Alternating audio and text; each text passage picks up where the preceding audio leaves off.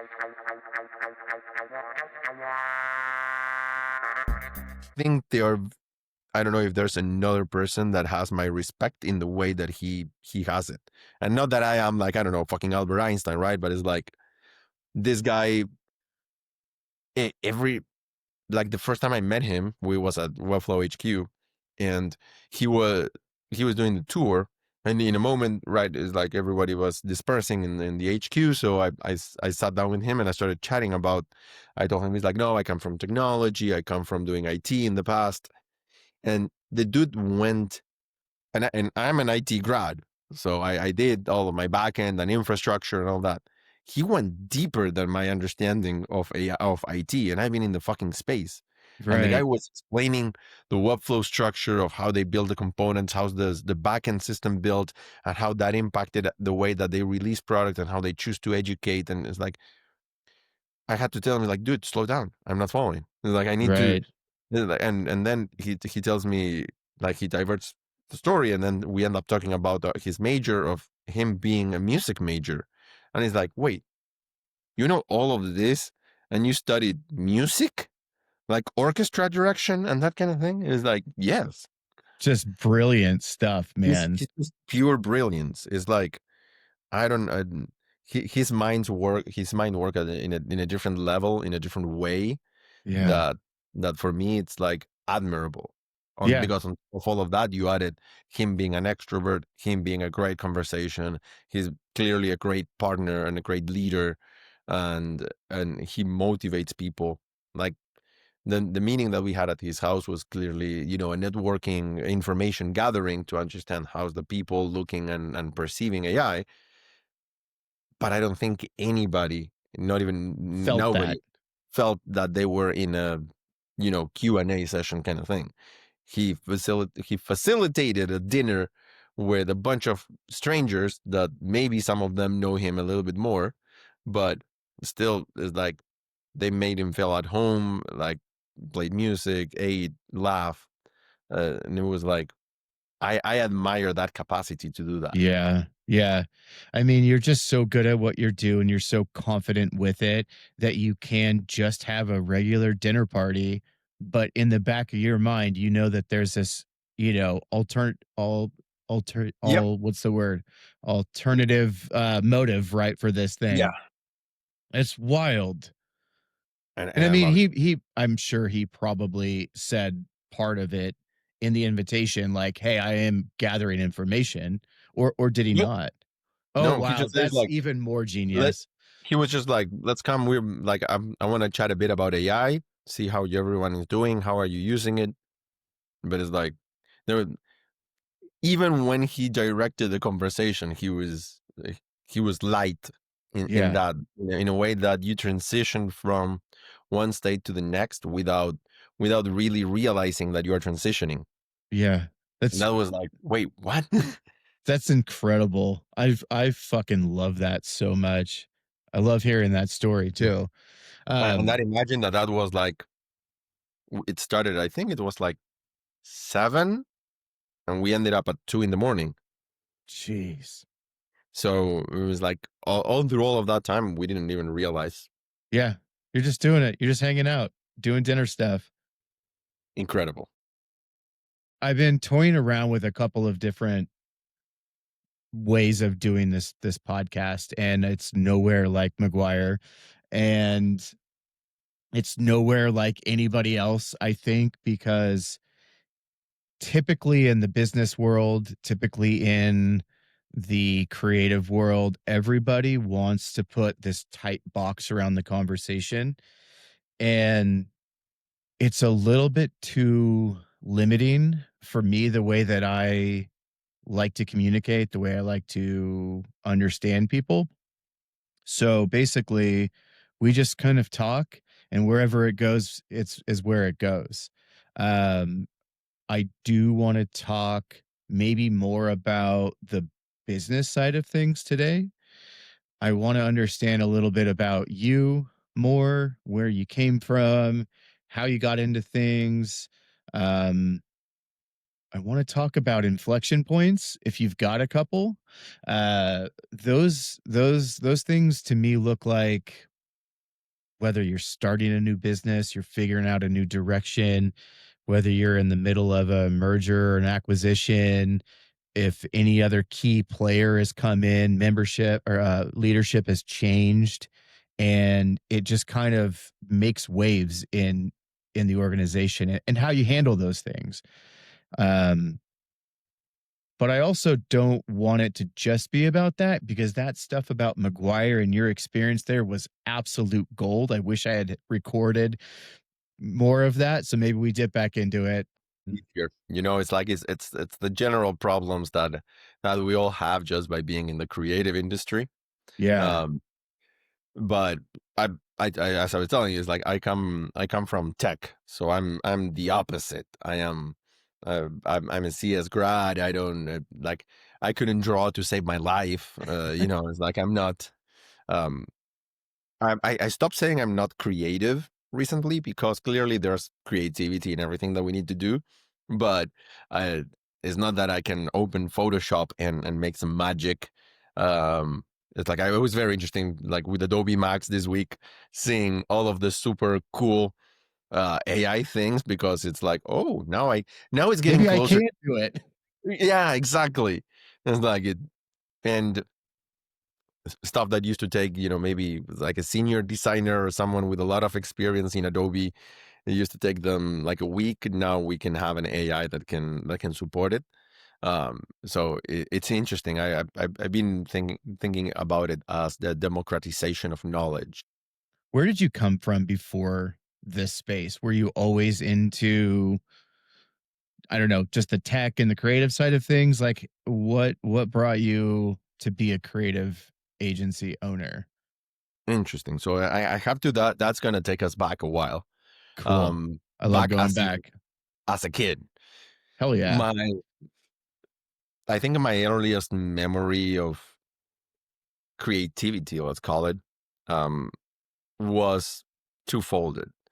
Where with my dad playing with a building system called Mecano or Mecano, I don't know in English. It was in Latin America and Argentina back when I was living there, and they were all kind of like little slits of metal with holes, so you could kind of like put little screws and build stuff, and it included motors and a bunch of other little things. So I always find it so cool to get creative with that.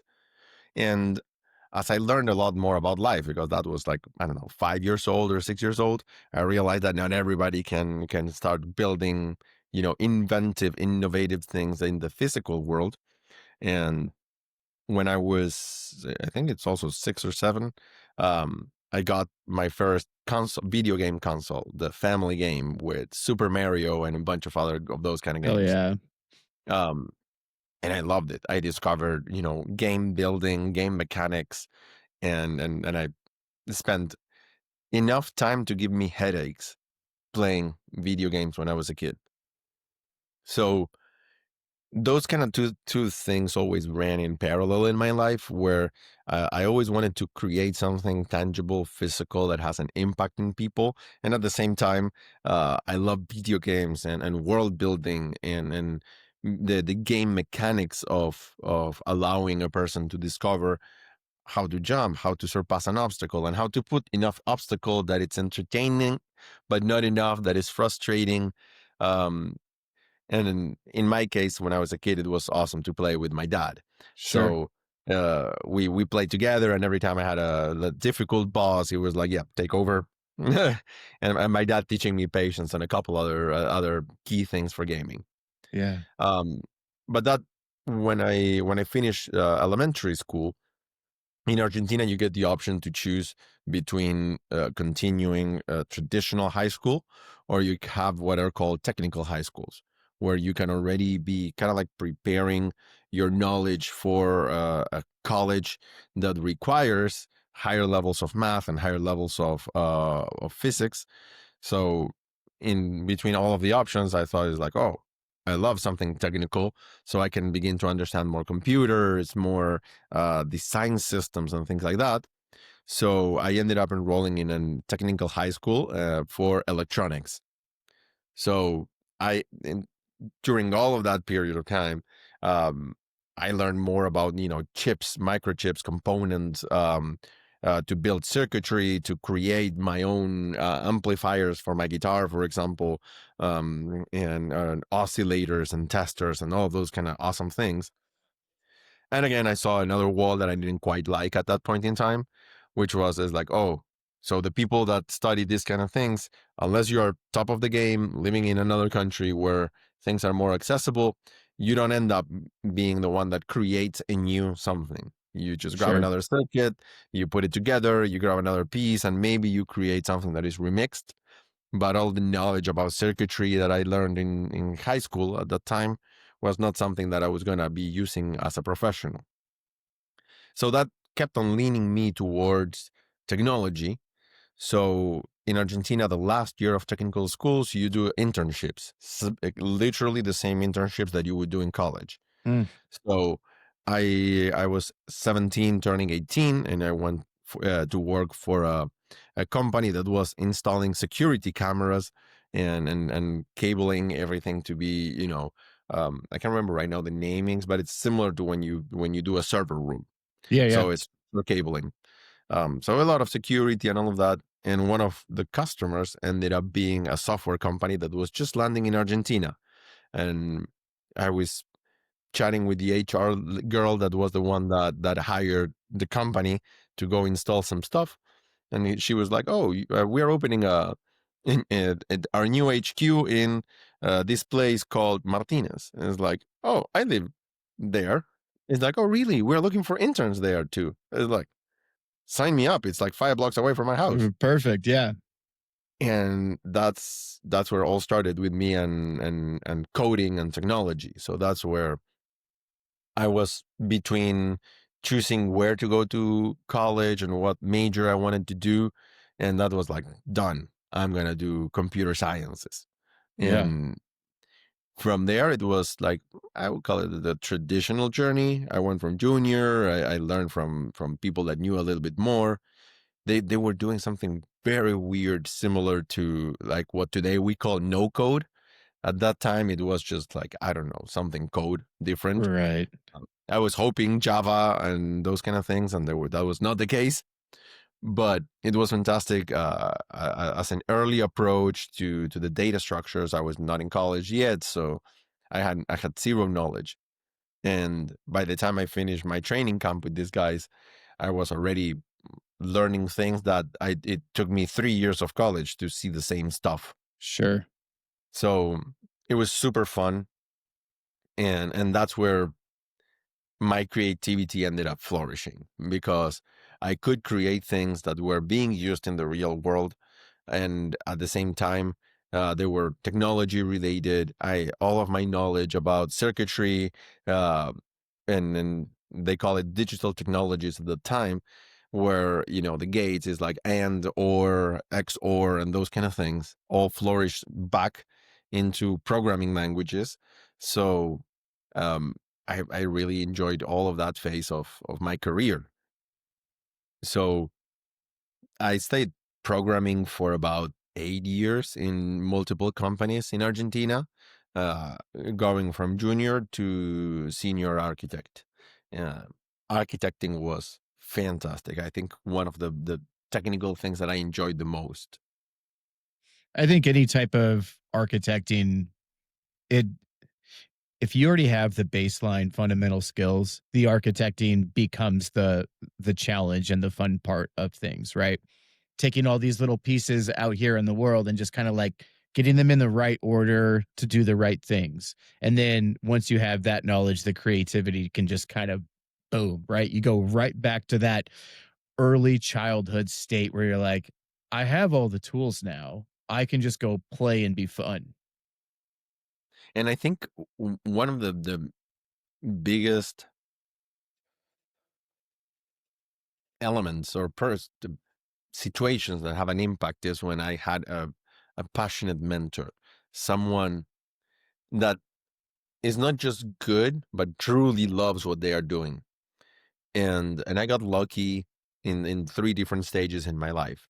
When I began working in this first company in Martinez, they were the line manager that was kind of like an akin to a project manager, he was so passionate about protecting his team.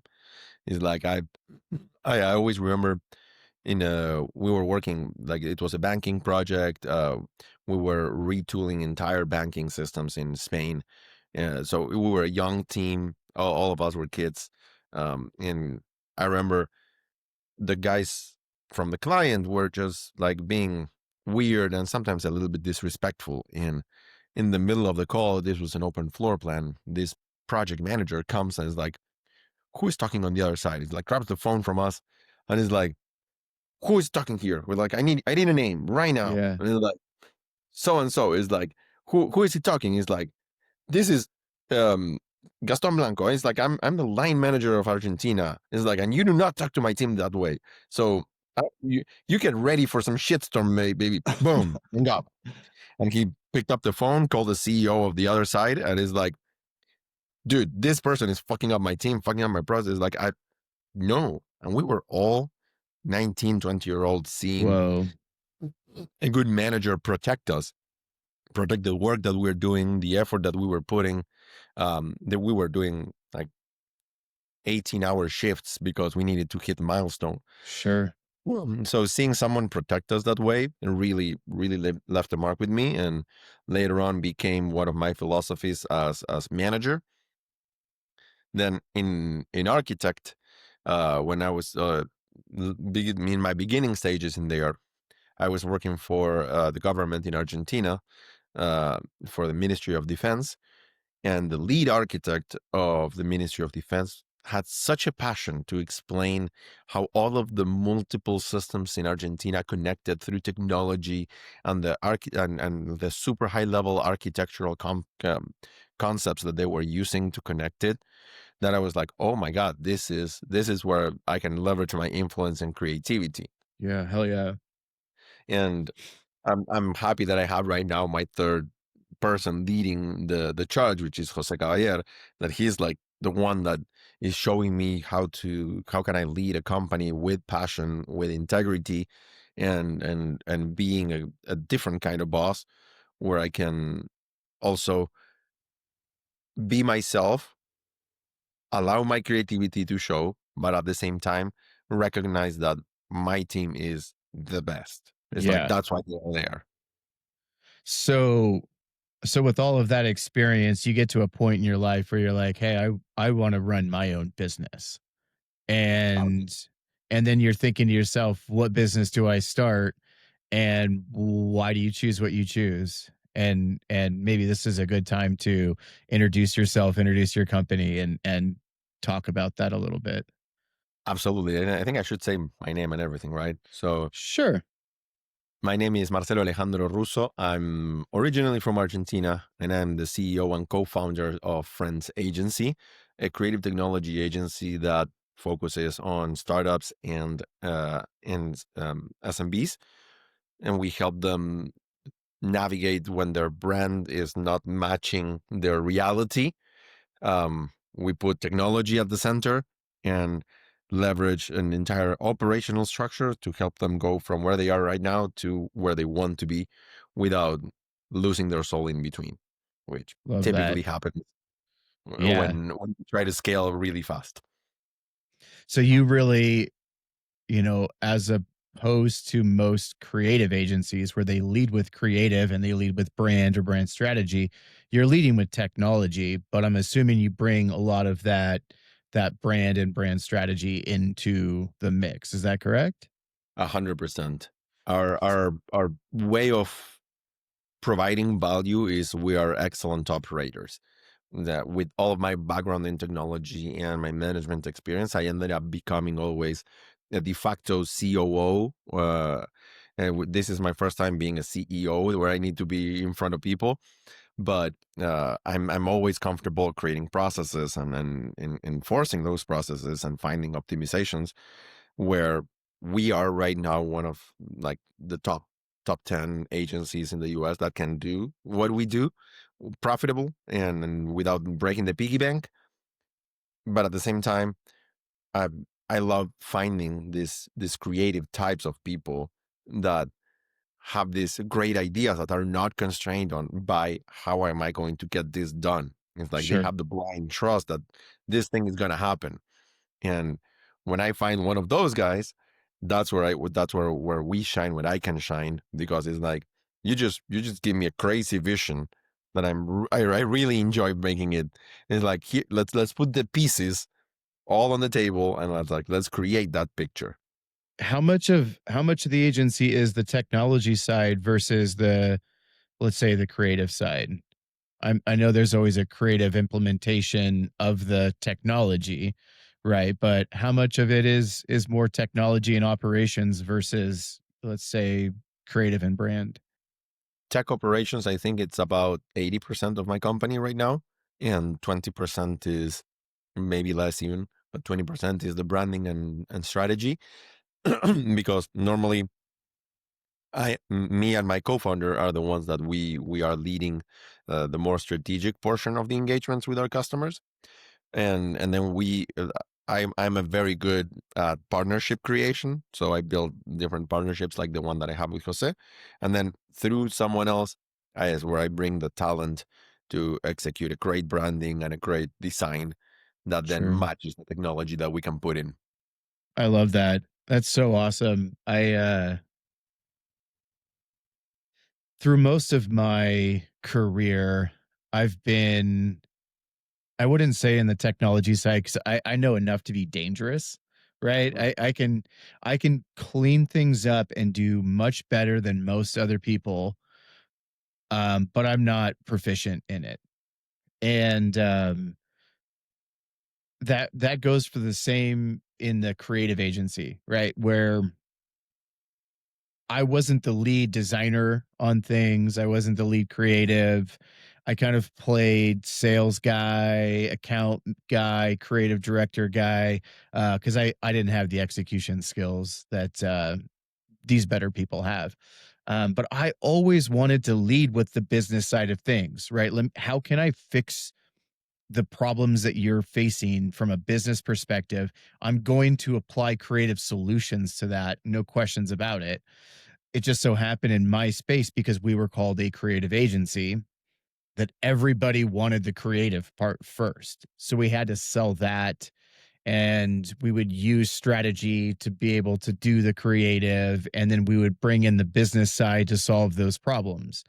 Um, so I really admire that you guys lead from that perspective and have the ability to pull the other stuff in as needed. I think that's amazing. How big is the agency now? How many folks do you have there?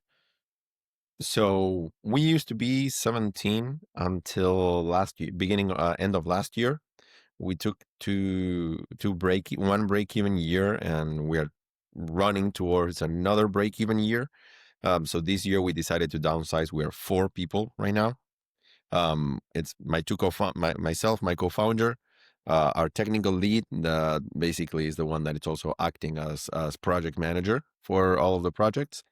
A senior developer that it's our go-to for all of the projects that we are implementing, and we have our first employee that it's our staff developer, that he's the one that tackles the critical problems and things that nobody else would be able to feel comfortable. And then we have two part-times, our marketing strategist and our social media manager, that kind of like keep our marketing alive Mhm. and help us with the upsell of a couple of the services, and to tie a little bit more numeric values and results throughout the execution. And that's it. That's it Very for right now. cool. We are a very core team that then brings the experts that we need, for whether it's a 3D artist, a brand strategist, an illustrator, backend developers if there's an application need, or content creators if we need to do an organic social media outreach kind of thing. Sure. And when you had the team of 17, I want to kind of compare that large team to the smaller core team that you have now. I want to know about how you built the leadership portion of that company, and how did those leaders lead the rest of the team? Because 17 is a big, that's a big number Yeah. for an agency.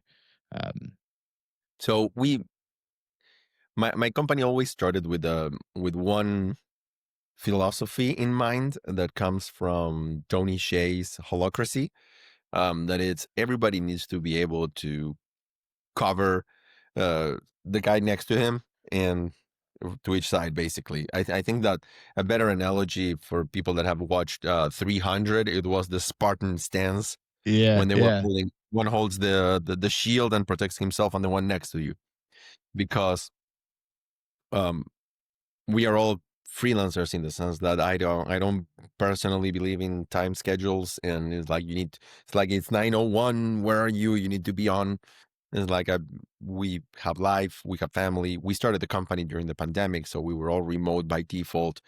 And when when we were starting, it was just me and one developer. We started covering each other. It's like, oh, I cannot tackle this. Why don't you grab this and I go manage this other portion? And sometimes we switch roles, and it's like, oh, now he's gonna go talk to the client or solve this thing while I build this other portion. And that mentality kind of started growing. When we crossed the 10 people is where we began to need pipeline management and account and project management to make sure that basically the capacity was not spread thin, because as a CEO I was dealing with multiple clients and everyone always has something that is like priority for today. And knowing my capacity and the capacity of my team members, I was having the problem of overexerting them. And like, we know that we can hit the deadline, and we know that if we put 30 more minutes a day, we can knock all of this without affecting the timeline and our payment schedules. Mhm. So that served a purpose for a while to maintain the mentality of covering the guy next to you. But I always knew that that was not sustainable. So my co-founder started taking the role of creating a capacity pipeline for us, and we entered what I would call the second phase of the company, where my goal was to create friction between people. It's like Mm. not only because I like to be the free election and the guy that falls into a meeting with a parachute that is like, here's a million new requirements because I was not paying attention a week ago, but at the same time, since all of these team members, my company is called Friends, so they are also not only teammates but friends from high school. So they know how my mind works, how Oh, that's great. silly I am sometimes.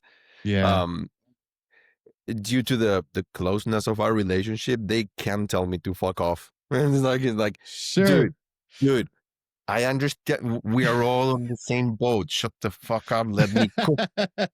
It's like, I'm not leave you. They never like shit. It's like this is how my mind works, and this is why sometimes they hate me.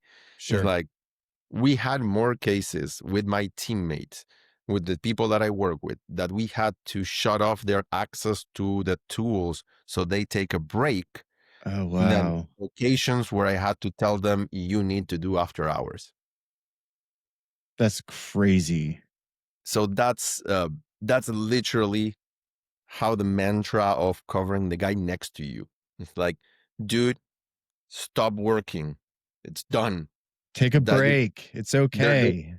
when I say we can miss this deadline, we can move this, I can negotiate our way out of it. Trust me.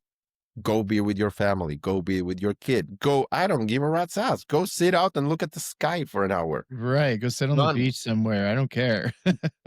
So all of that got ingrained, and when we started putting the capacity management through that, all of the team ended up like 2xing again their capacity, because without me being the crazy guy on the parachute and all of them knowing exactly what they need to do through the week, then they ended up having more time to perfect their craft, to sit together and share war stories between the projects.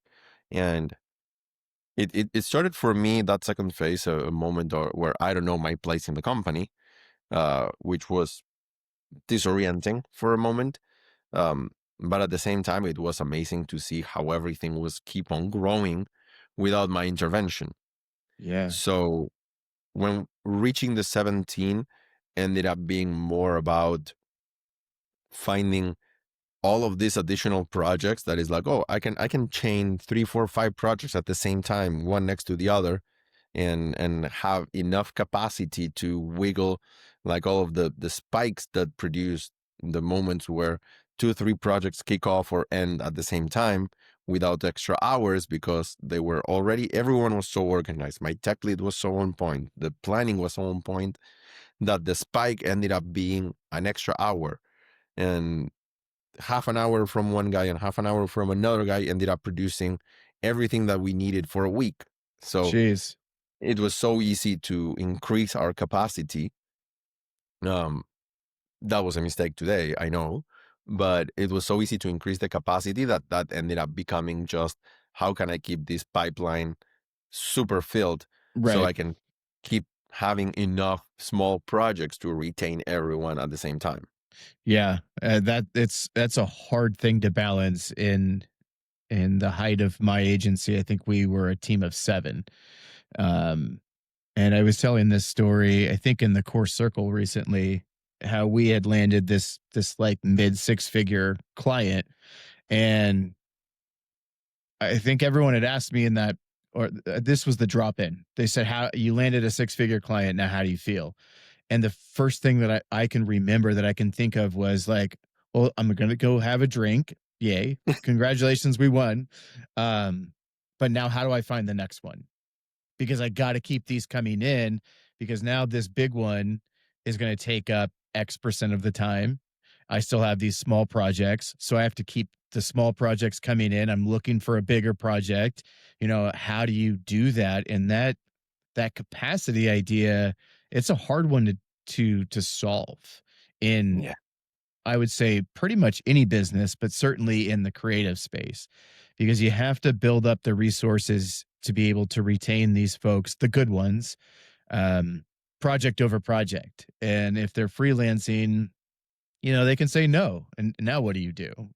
You're like, well, shit, I needed that one person. I Yes. needed that one person. They were perfect for this job, and now they're too busy.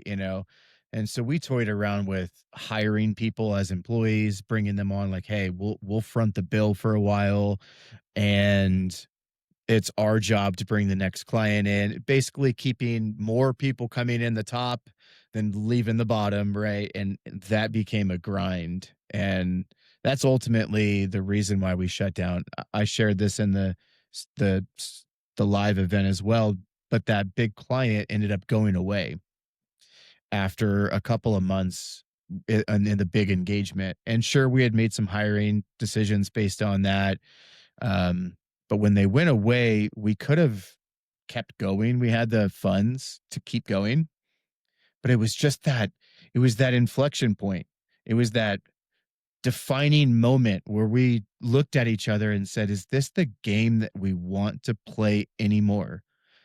And we ultimately both decided, no, we don't want to play this game anymore. It's too much of a struggle.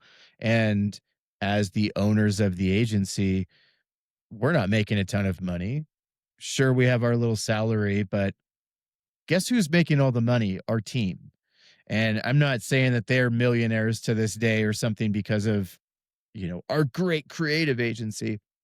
I'm just saying that it wore on us so much that we ultimately decided to close the thing down because it was too hard to manage. So kudos to you for figuring that out and even downsizing when you had to. And I'm sure that had to have been a struggle.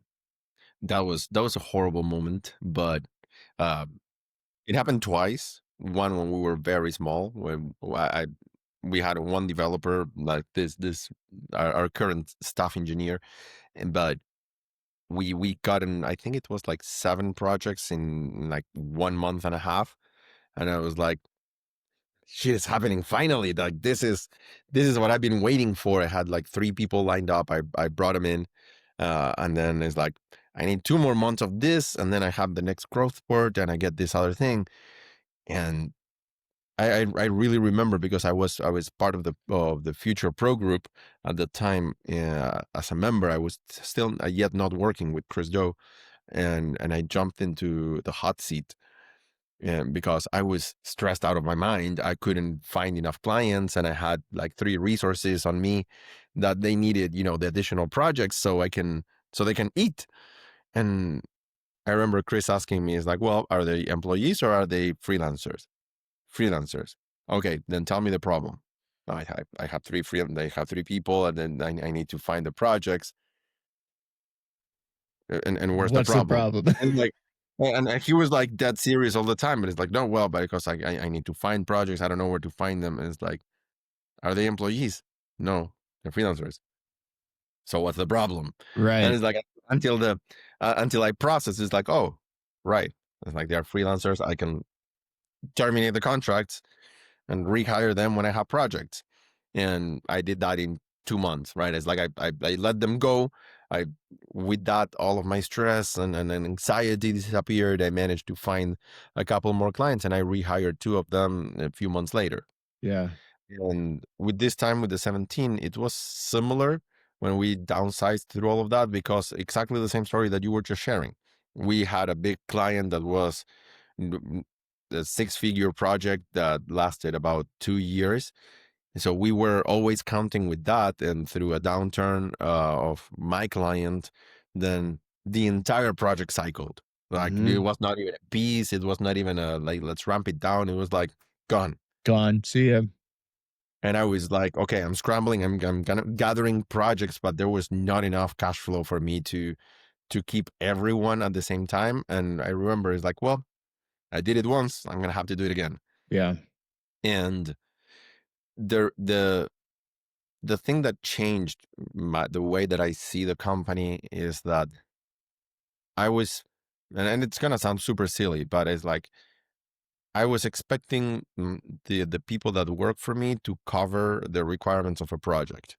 So if the project needed, they were making $2,000, they would need to make $2,000 profit, and that in my mind that was okay. And I didn't realize, I don't know why. Again, that's why it sounds really silly, that they are supposed to make money to the company. That Hmm. is not the profit of the company. But they need to get better at their performance and what they do.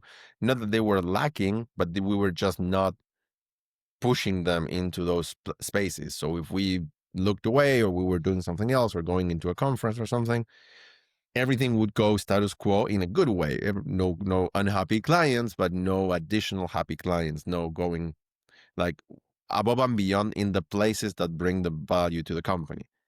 So that change in mindset not only made my team happier, because now they are themselves exploring what do they want to do inside the scope of friends, but also is like, what is bringing me pleasure, period. Hmm. Yeah. and and I think that's my new mentality for them, is like, I want, not that I want them to work additional hours, exactly the opposite. I want them to find ways to produce what they are doing, leverage the tools that they have, raise their concerns, raise their voices internally, and make sure that our clients are getting everything that they need as if they were servicing them as freelancers. And Right. at the same, but instead of having to do everything themselves, they can turn around and ask for their marketing person, or the designer, or the brand strategist. They can involve them and say, it's like, hey, I think this is a something that we can do. There's a problem here. There's an opportunity there. And that is what brings value for my clients, and in turn, of course, for my company. Yeah. So you've touched on a lot of things that I was hoping that you would touch on already. Um, Before I dive into the specific thing, I want to know if you have any systems in place, or if there's any guiding principles that you guys have written down, maybe as a company, that guides hiring, firing, strategic decision making. Do you have anything in place there that you're like, hey, this is, we have to stick by these principles? Actually, now that you say so, because the other day I was saying we don't, because I have bad memory, but we do. We have it even in our website. So I'm actually scrolling down to be able to tell you exactly, because the name friends is not an accident, and it stems from my will to work with people that I really like, because in all of my previous experiences, always happens that you have this client, you're an employee and you're working with this client that it's an annoying or um no, I'm not gonna say disrespectful, but picky in a non-professional way. So we ended up putting it on the website because it was really important. We spend one third of our lives working. We need to spend that time with people that we like. I don't care if they're contractors, clients, employees, or people that we meet like you or Jose or in a conference. They need to be people that you like. You don't like them, just move to the next one. Yeah. Um, they told me I couldn't say the part of the beer of alcohol, but I wrote it down. It's like I want to be able to enjoy sitting down, having a drink with someone. I Yes. drink mate, I drink beer, I drink wine. That's why I always go through that as an after hours because it's like if I cannot sit down and talk about something that is not work related, and still have a good time, then you're also probably not a fit. Yeah. There's going to be something off eventually, We and used to run our agency like that. We used to do our sales meetings at the bar or down at the local pub or something like that. And our philosophy behind it was, if you're not willing to come down and have a drink with us and like chill out, level out, and say something real to us, we probably don't want to work with you. that And makes while perfect. I don't exactly embrace that to this day where every sales meeting has to be, down at the bar, but I share that same belief with you.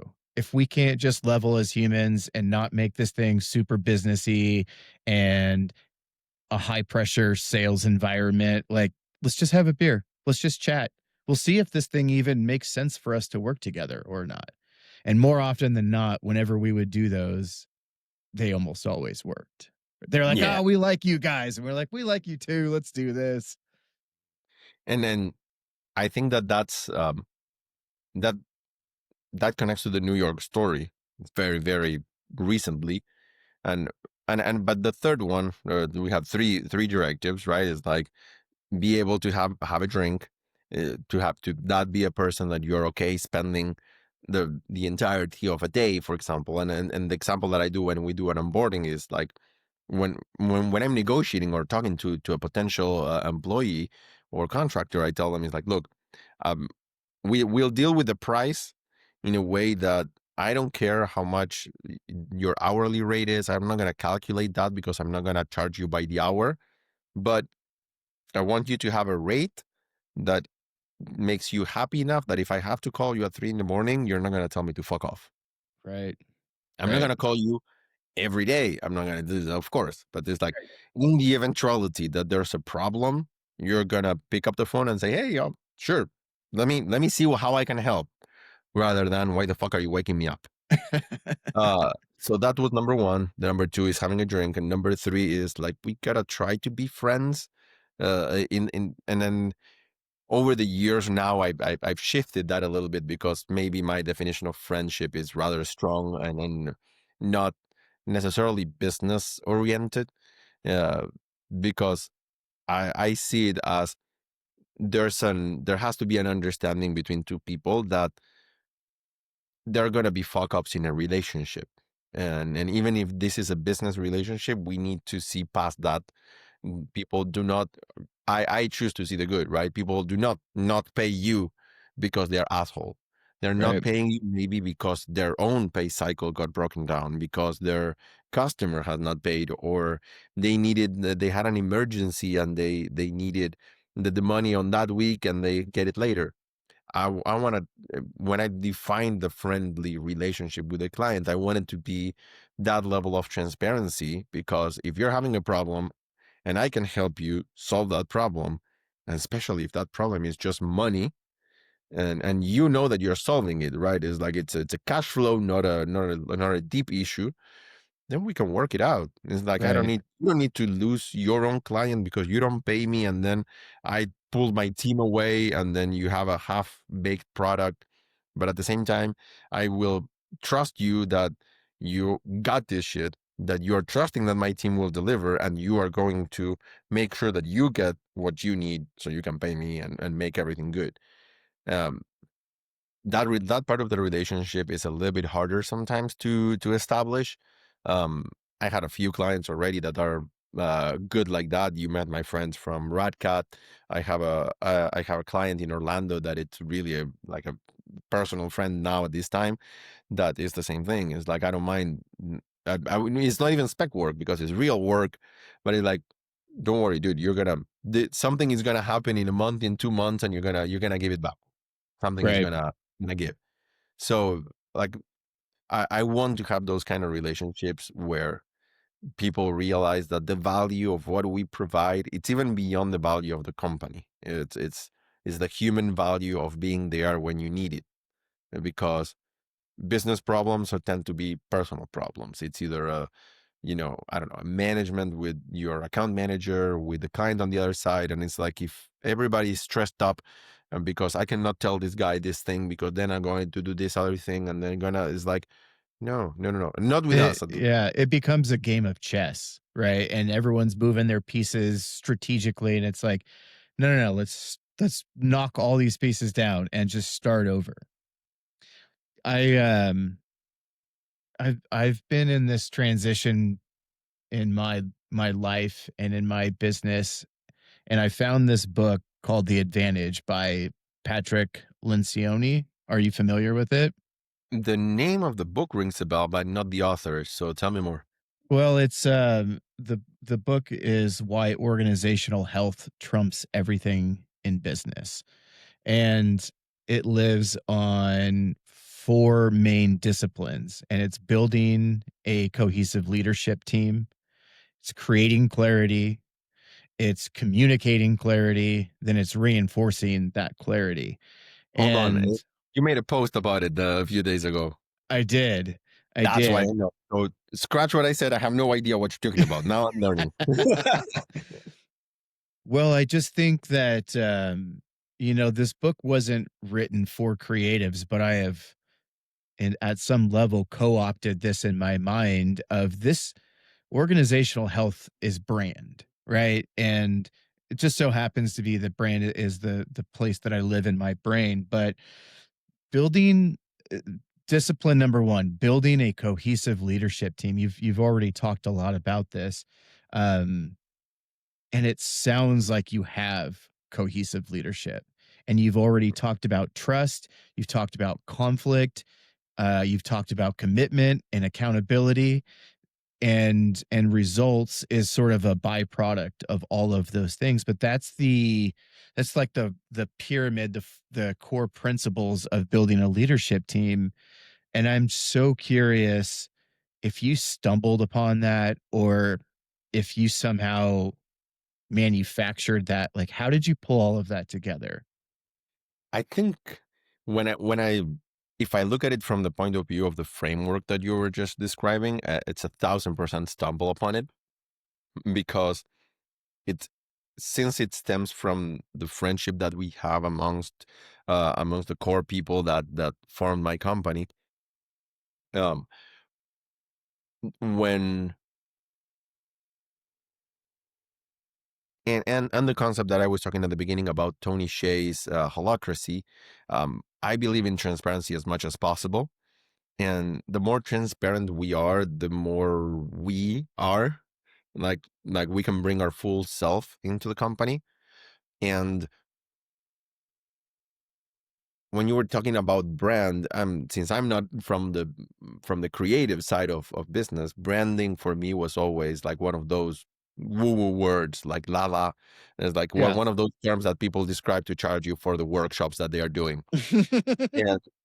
And what is the workshop? It's like talk about who you are, and it's like uh, uh, putting some music on the background and telling me it's like, what does the color blue smell like? It's like trying to find those very open-ended questions that for me being so uh, uh, not disciplined but so precise and so like IT guy, more Tangible. coder, it's like black or white binary exactly. So Um, but I realized that for me, branding is just you. It's just like being you. How can you be you in your company, and how can you have people around you that like you in that way? And I say you Right. many times because each you, it's me, is my co-founder, is my tech lead, is my senior dev, is my staff dev, is my marketing girl. And like everyone is themselves in the company. And it's so easy to spot when someone is not themselves, that there is something bothering, that you can just go out and address it. It's like, Right. hold on, like how can we fix whatever is going on? I don't give a rat's ass. Just tell me and we'll fix it. Yeah. Because if you're uncomfortable, there's something that is not friction, it's uncomfortability, then that's where we fix it.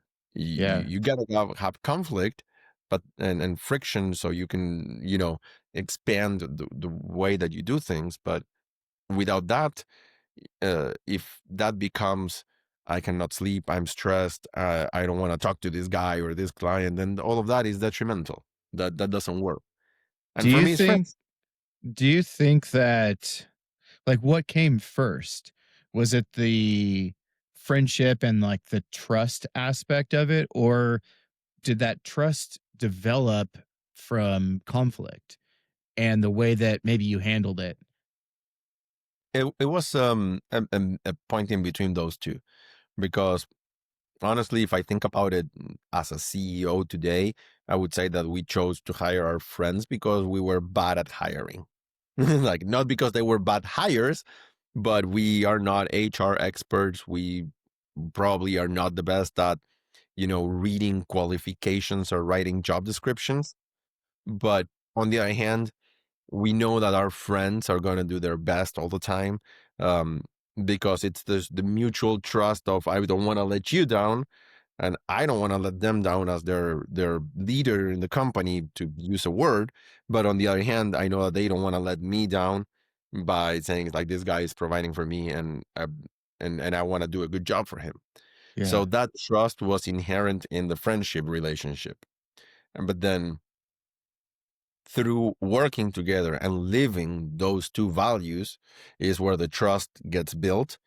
And then it becomes a virtuous cycle, because the more they trust, that I always had this particular feeling, about my team seeing me go to conferences, and or even taking time off for myself, and posting about it and sharing it with them, because it's like, oh, this guy, here's the CEO, just taking another break. Sure, sure. But with my friends, that doesn't happen.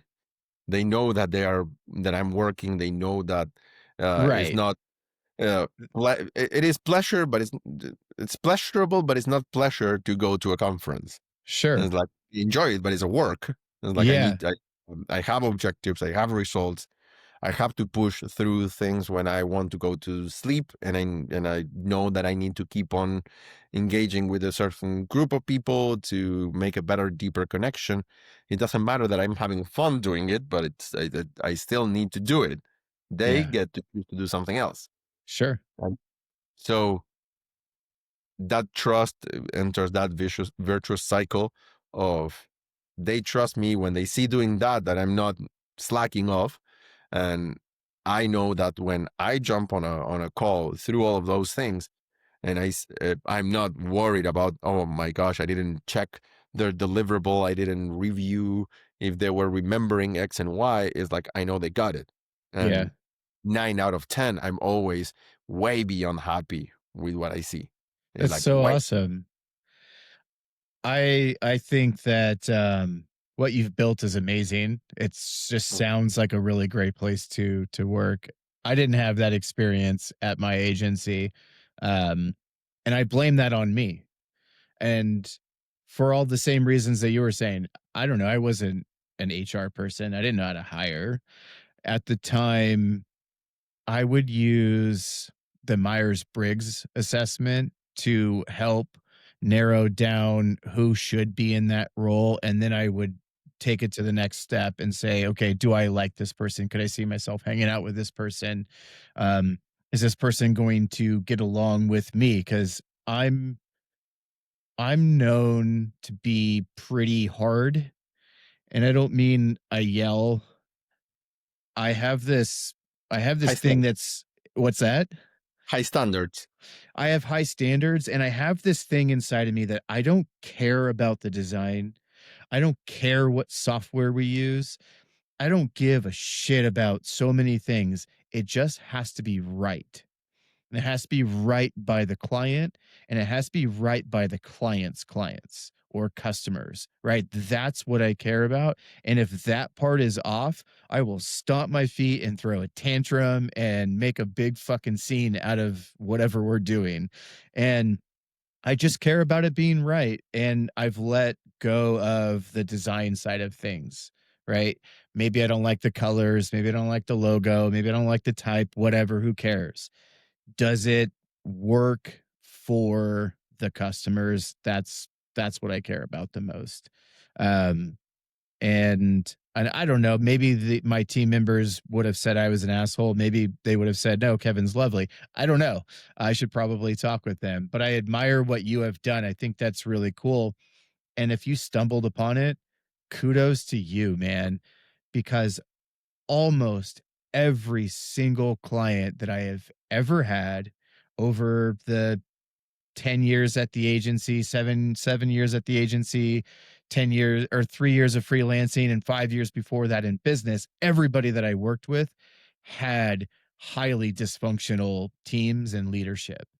And it's something that I'm trying to lean into now on, like, how do we solve this? How do we solve this problem right here? Because that's going to result in a wonderful system. It's going to result in wonderful branding. It's going to result in more money for you. It's going to result in more time or efficiencies, whatever it is down the road. But you have to have trust. You have to be able to handle conflict. You have to be fully committed, have accountability, and then deliver those results. And I'm just stuck on this book right now, but it's so fascinating to me how far people have gotten away from that core thing in business that seems so simple and you make look simple. Yeah, and that's the crazy part. It's like we recently, since I came back from New York, we started to take stock of everything that made Friends what it is today. And I'm definitely the thing that I'm most proud of is the fact that I still have great relationship with people that I fired. And but it's like fired, as in performance review in the middle.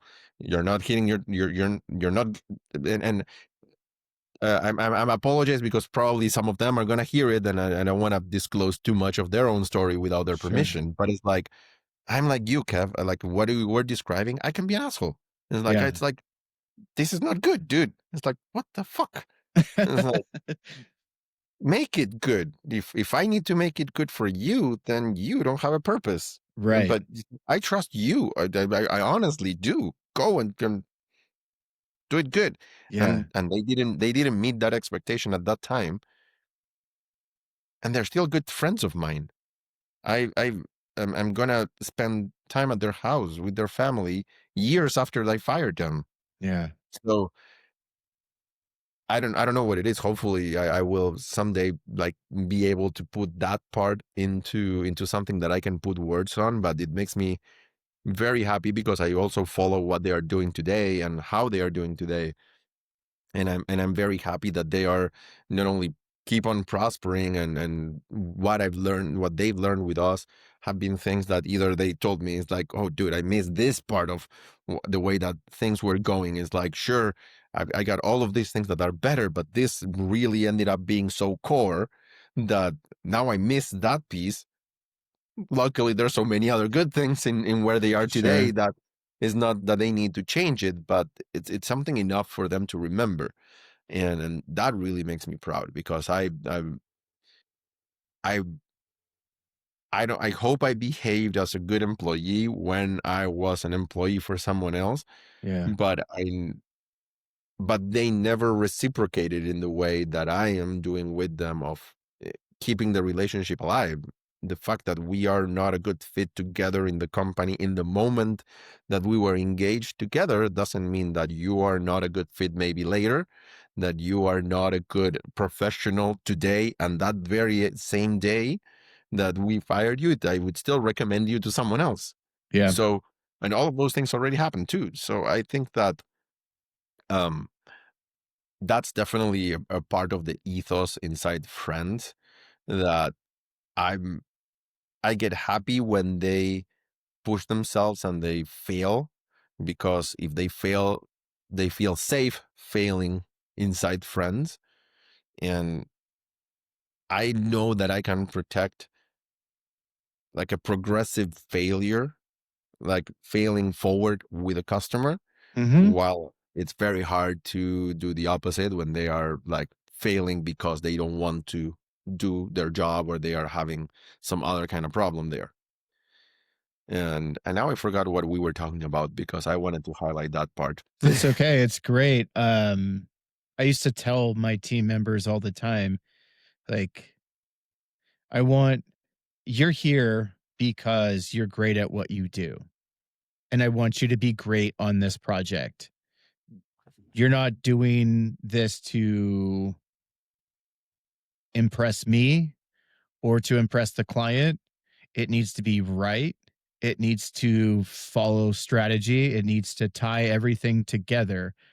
And don't worry about what the client has to say, because I will go to bat for you on this thing. I will go to bat for us. I'll go to bat for this agency. And I'll make sure I'll put all the systems in place that make sure that whatever it is that we present is correct. And whether you like it or not, that's not my problem. You hired us to And do what we do, right? That's we're doing what we do. And this is what we believe is right for you. Um, so I loved going to bat for our team members. it's so fun. And it's like this challenge for me to to make sure that I'm on point, to know that I know everything about their business and our process and what we created and how we're delivering it to you. And I'll go to bat all day and just and stick up for everybody. It was one of my favorite things to do. I loved it so much. Um, it is a bit exhausting, but it's a fun thing to do. I mean, these gray hairs don't come for free. This Yes. is not, a treatment with my hairstyle. This is natural. Yeah, I like hey, me too, you know? Uh, so ha Friends was started during the pandemic, so we're, a couple few years in. Um, what's been a couple of major critical moments in the business, and how have you handled those? I'm so critical of me that while I think about it, I'm gonna say all of them poorly. But I don't think it was that poorly. I think that's just more about how demanding I am of myself. But we were just talking about the growth of hiring people when we are not ready. And the pandemic was really good for us, and in the sense that uh, since all of the businesses were online, and I'm more trained as a COO, behind the scene kind of guy, it was really easy for me to just slid into conversations like this one online, and have uh, share what we're doing and what we want to do with customers, and instead of going to their office and getting stuck in traffic, and in my case in Florida, go sweat all over the place and have 3 t-shirts in the car. So those kind of things ended up giving us a lot of pipeline. And instead of for example, in learning more about what Christo told me about the freelancers, I kept on pushing my own agenda of growing the team, because more people, better clout kind of thing. And that was not the best strategy, and I had to learn it the hard way twice apparently. But right now I'm more mature, and understand better my role with it. Then another I think that another failure was trying to. I didn't know. I still don't know. I'm still discovering this part, but it's like how to create a new vertical inside the company. Originally, we are still great at doing anything technical, but when I wanted to bring like the creative in house, and have a creative director in house and produce uh, the same type of work that we were doing and the schedule and have it be part of our pipeline of operations, our pipeline of capacity management and sales pipeline. um, I realized that I was able to do a lot of the things regarding priorities and execution in the technical aspect because I was a technical person. Hmm. But when it went to creative, I didn't have the once the guts to be I didn't want to be a bad boss that says is like you need to deliver this in 2 days or we're fucked. Rather than so then I let a lot of the timeline management fall back into the creative hands, and the creatives, it's like I can't remember whose theorem is that. It's like if you give them 10 days, it's gonna take 10 days. If you give them two, Hmm. it's gonna take two. And if you ask them how long it's gonna take, they're gonna say whatever number that comes to mind without any logical reason to tie it behind. So that created a recipe for disaster in terms of how we manage our creative pipeline as part of our internal operations.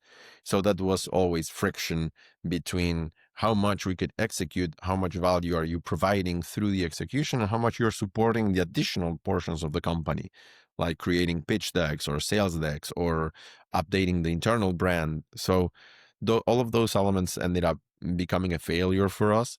That kept the brand stale for a good 8 to 10 months. That ended up hurting my sales ability and my sales pipeline because I kept on feeling that the brand was not up to par. And then it was weird when there's like, oh, I'm a company that can do branding and technology, and then you look at our website and our pitch deck, and it looks like it was done in Microsoft Paint. Right. Right. Luckily, all of the other portions of our branding in terms of how we do the relationship and the friendship and the drinking and all of those things that we were just talking about were still so good and so ingrained that really nobody was asking us to have a better proposal. But Sure. early on, when I was doing everything, and we had actual clients saying, "It's like, wow, we love your proposal. It's like you just won the project because your proposal looked better." And That's it's like, wild. okay, thank you. I love it. That's great. Yeah, I mean, it sounds like your leadership style and the ability to set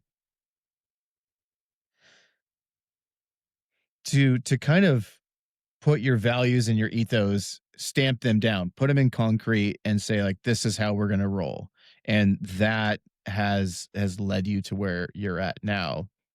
I'm curious what made you want to add that vertical into the business in the first place that caused some of the trouble. Like, why did you do that? If you were just crushing technology, why didn't you stay in that? What made you bring the other part in? A mix between ego and opportunity analysis. One of our still probably uh, improvement gaps. I'm not going to call it failures because we are really good at a bunch of things, but it's like opportunity gaps is to do even better account management. Right now it's a lot founder like me and my partner, the ones that handle the different accounts. So when we brought the creative director in house, we were expecting the creative director to take a role uh, that after doing the branding and after understanding the customer and understanding how they are building it, to help direct the account when we are through the development phase to grow, basically, because it's like you already know what they are, who's their customer, what we are building. You're QAing the work of our team. Is like you're just there. Like you just need one meeting where you go and tell the client, it's like, okay, so how are you planning to do this? How are you using this other thing? And that never really clicked with with the person that was assigned to that role at the time. And the deliveries were still perfect. We were still really good at the operations part of it, but not the growth part, not the upkeep with that.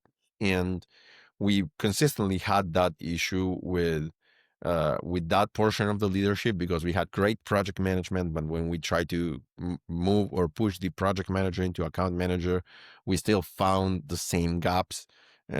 So that's where we were. The ego portion of it was to try to put everything under one bucket. So we knew that I still believe this. I don't know if it's possible in reality with only one resource, but I still believe that if you have a strategist that understands the client and understands the business, doing the upsell continuously doesn't require that much time, because it doesn't require me that much time, and I don't even know what's going on inside my projects. Mm-hmm. It's like I need to go in there and have a conversation, and it's like, how's everything going? And then out of that, I learn more about the client, and we can do an upsell. Yeah. But since that never happened, that became like why I think it was my ego of, oh, if I have everything on together, that will guarantee me that I can do that flywheel. Those fucking creative directors, man.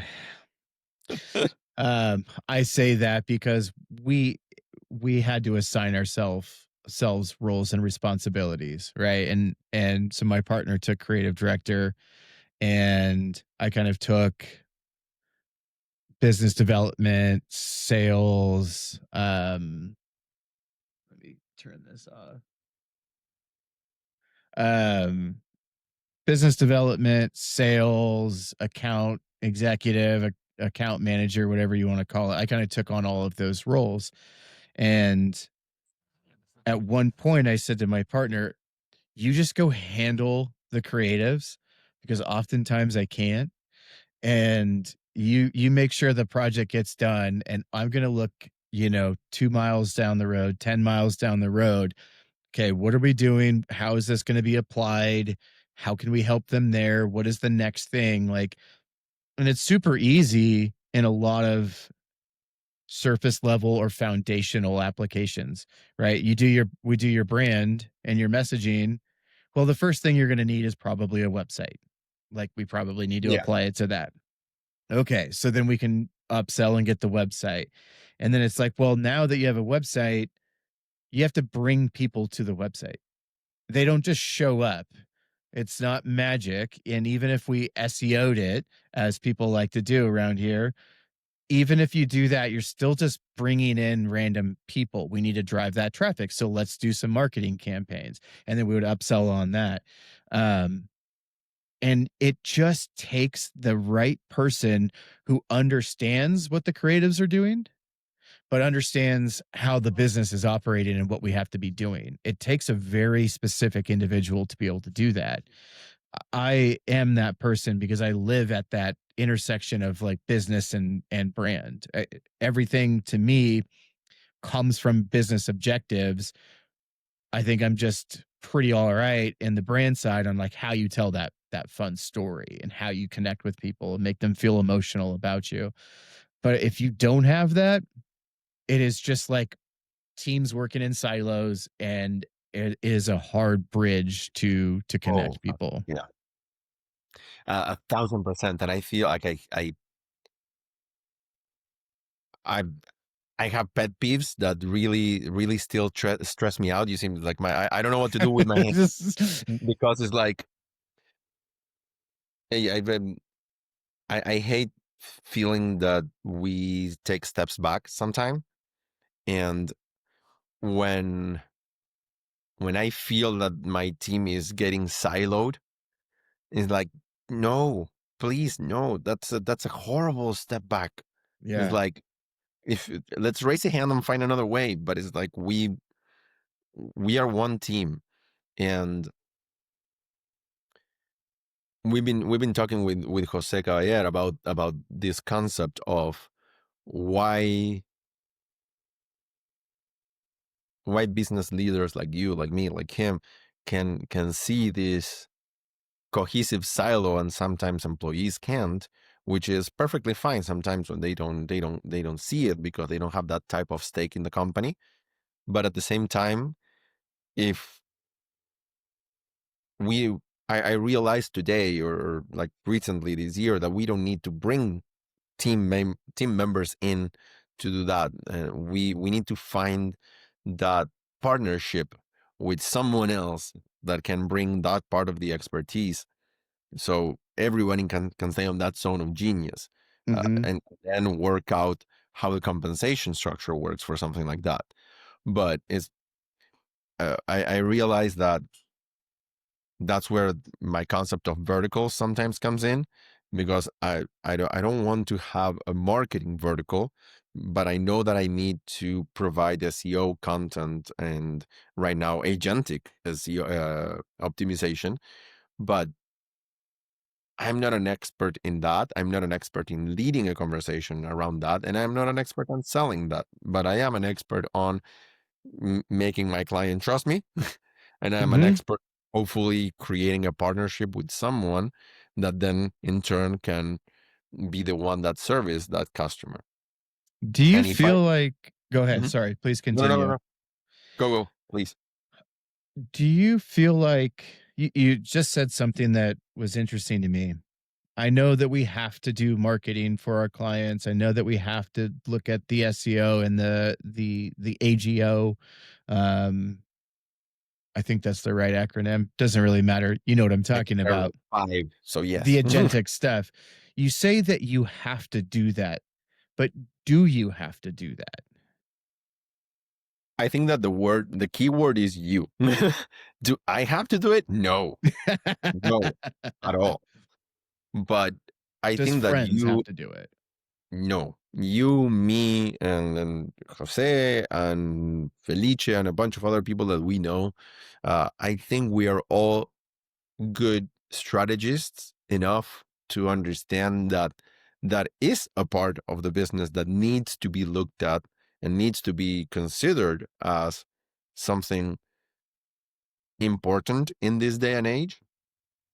Now, I don't believe that everything needs to be housed under one company. It Mhm. just needs to be housed under one strategist that Sure, can fair. make sure that everything is cohesive, that we don't feel that the client doesn't feel the silos. Mhm.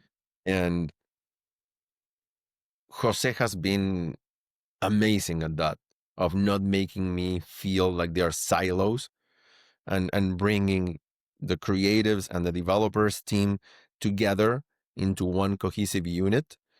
Yeah, that has restored my faith on, okay, then maybe we can create the structure where I'm more like a vessel, a container of talent that includes my customer, but at the same time, it's like all of you guys just do the best that you can. I'm kind of like an even executive strategist. I don't know, because I'm even outside. It's like I'm already trusting everyone that they're going to deliver what my client needs. I just need to know if the objectives are outlined, A, B, C, D. It's like, oh, does that is resonate with what we talked about during the sales process? Yes, Mhm. done. Go continue do that. I need to be already focusing on not only another customer, but also focusing on once those objectives.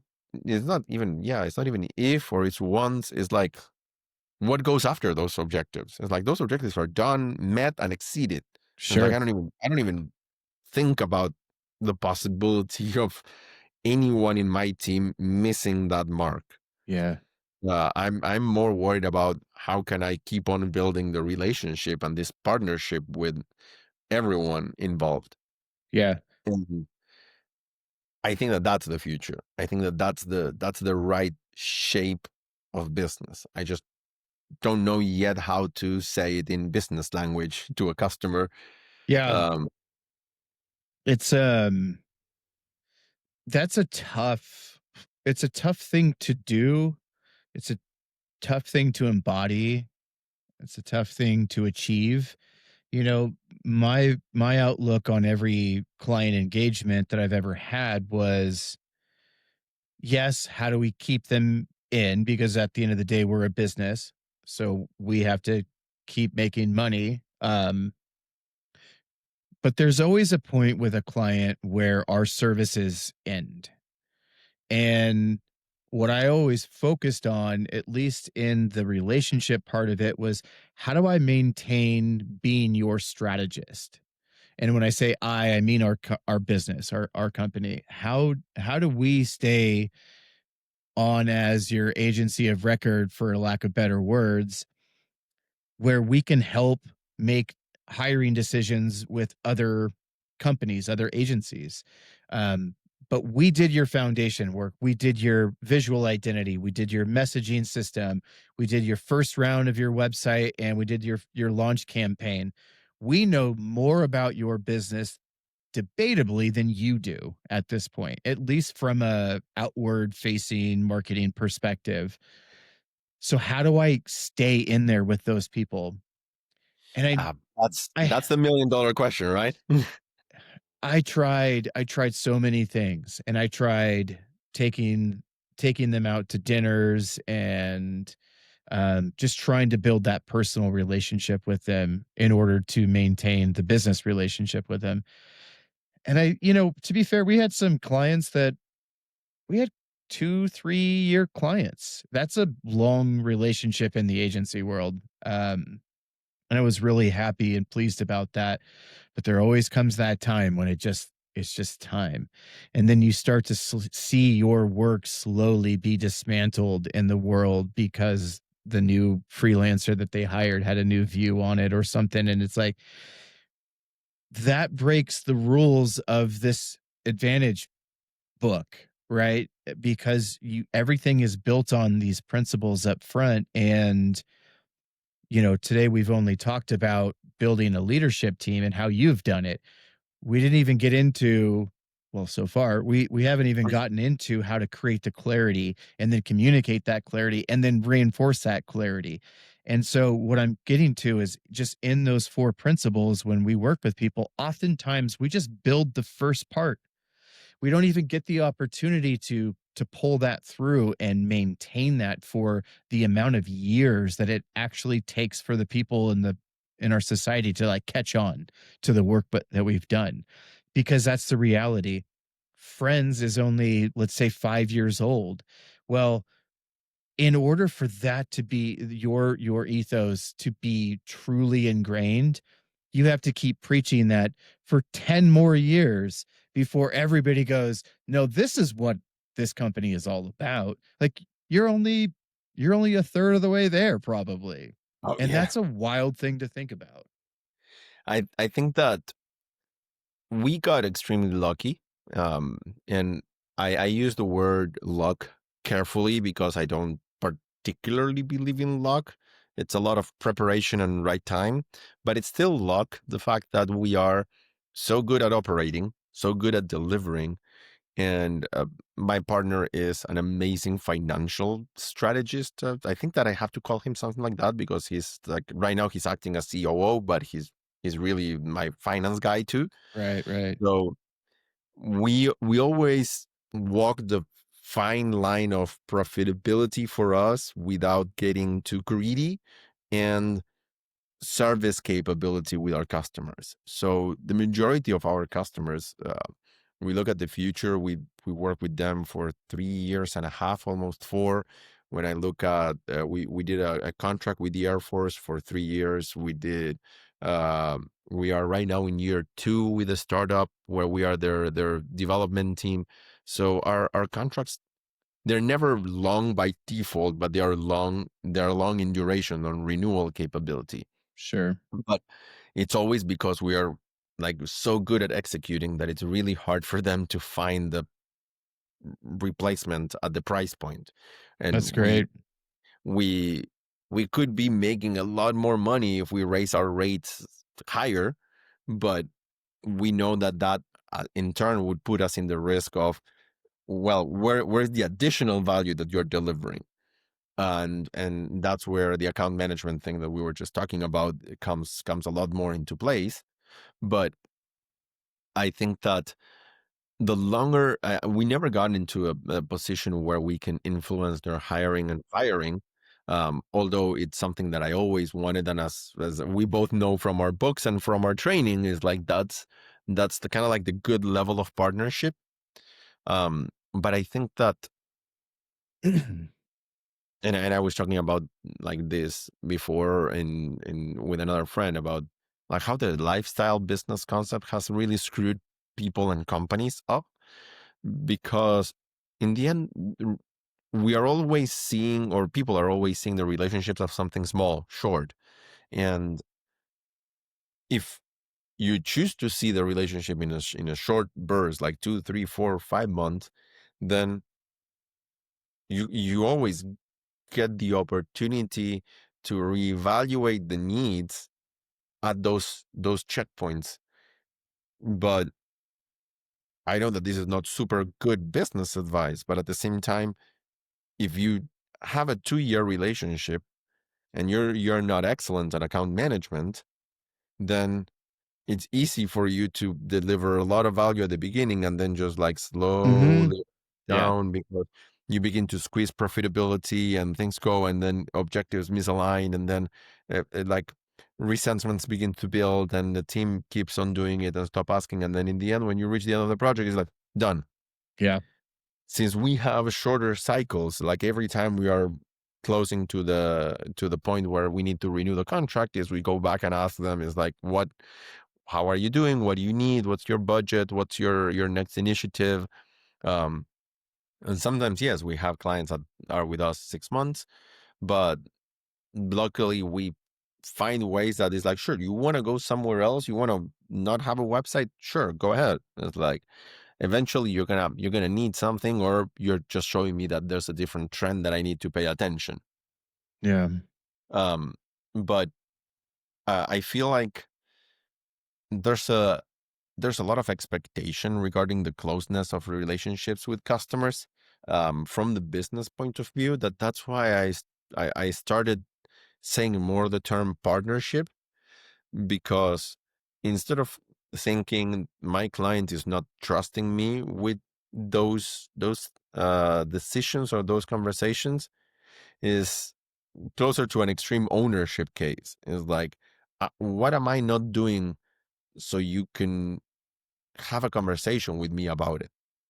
It's like hearing, like I recently talked to a friend that told me, it's like, oh, I think that this client is gonna leave me. And it's like, oh, how do you know? Well, so and so told me that they are looking at other agencies. And it's like, okay, so what are you doing about it? It's like, no, it's just like I'm preparing, I'm looking for a reply. It's like, no, no, no, dude. It's like, what are you doing? You have the information. Hmm. Go to your client. And like, why are you looking somewhere else? What's going on? What am I not giving you? And if not with your direct person that you're talking about, because maybe that's why they are not telling you, go with someone else. Right. Go the with an Right. underling. Go with a peer. Go with someone else. And it's like, try to, if you cannot get it directly, get it indirectly. Who are they looking at? What are they considering? Are they having a problem? So it's like there's always a way to take the ownership of that partnership. And just like with a relationship with your spouse, with your significant other, with your friends, if you're not asking questions and if you're not transparent, then in the end, shit is gonna go sour Yeah. by I mean, default. it goes back to that conflict idea or friction, as you Mhm. say it, right? You have to accept that that exists in these relationships, and sometimes you have to manufacture it a little bit. And that's a scary thing to do. And I remember when I was acting as the account executive, one of the things that I did was go stir up shit. It was like, I'm going to go create some conflict out there because I feel like this is going too smoothly. I'm getting a lot of yeses on their side, a lot of that stuff. And as soon as you start getting yeses and it's just like, yes, yes, yes, yes, yes to everything you say, you know that they are on their way out. You know that they are looking for other options. They are trying to figure out how they can pivot, and they're being too kind, and because they're scared of the conflict as well. So I would always say, hey, you keep saying yes to everything that I'm saying. I want to know why. Tell me why you're saying yes. What's going on? Amazing. Amazing. I think that you just distilled something that I normally do.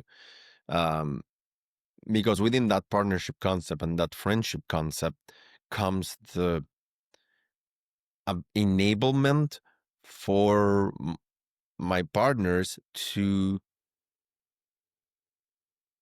do things that they are not prepared to do. They were scared to do. And it's like if they have their objectives. Why are you just meeting them? Why are you just like if you are the marketing manager for so and so company, it's like and your objective is like I don't know, I'm gonna say random number, right? 10 leads or $1 million. It's like why not one and a half? Mhm. Why not two? It's like if you now have the execution capacity and the execution power of my awesome team that is gonna kick ass no matter what bullshit you push down the pipeline, why are you being conservative? Yeah. Why are you being a little bitch? Go, Yeah. I go don't and break.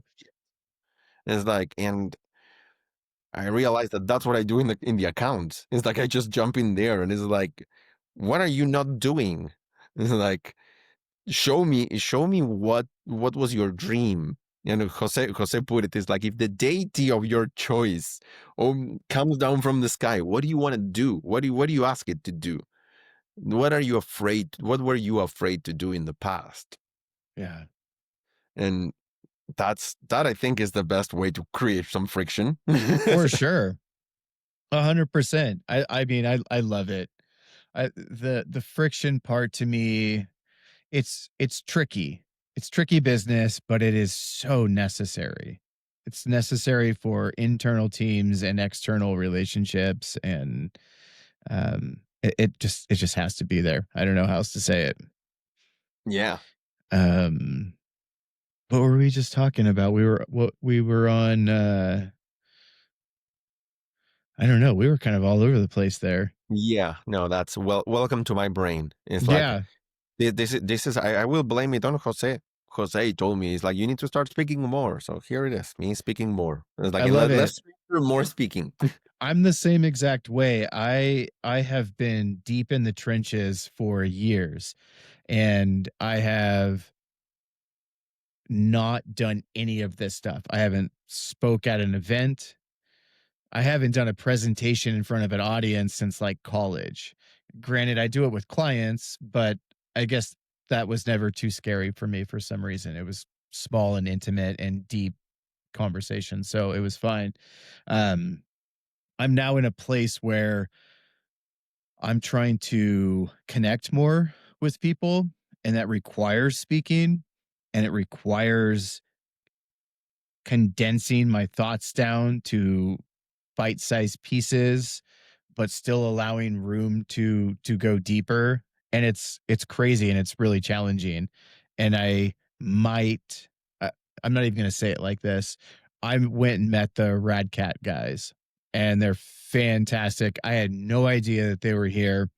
I had no idea that they put on events here in town. I had no idea that they do networking things. Um, I knew nothing about them, and that's because I was so heads down in my work and trying to progress. Um, so I met with them, and they were talking about an event that they put on. I think it's called On the Lawn or On the something. lawn, yeah, the one in the park. Yeah. Yeah.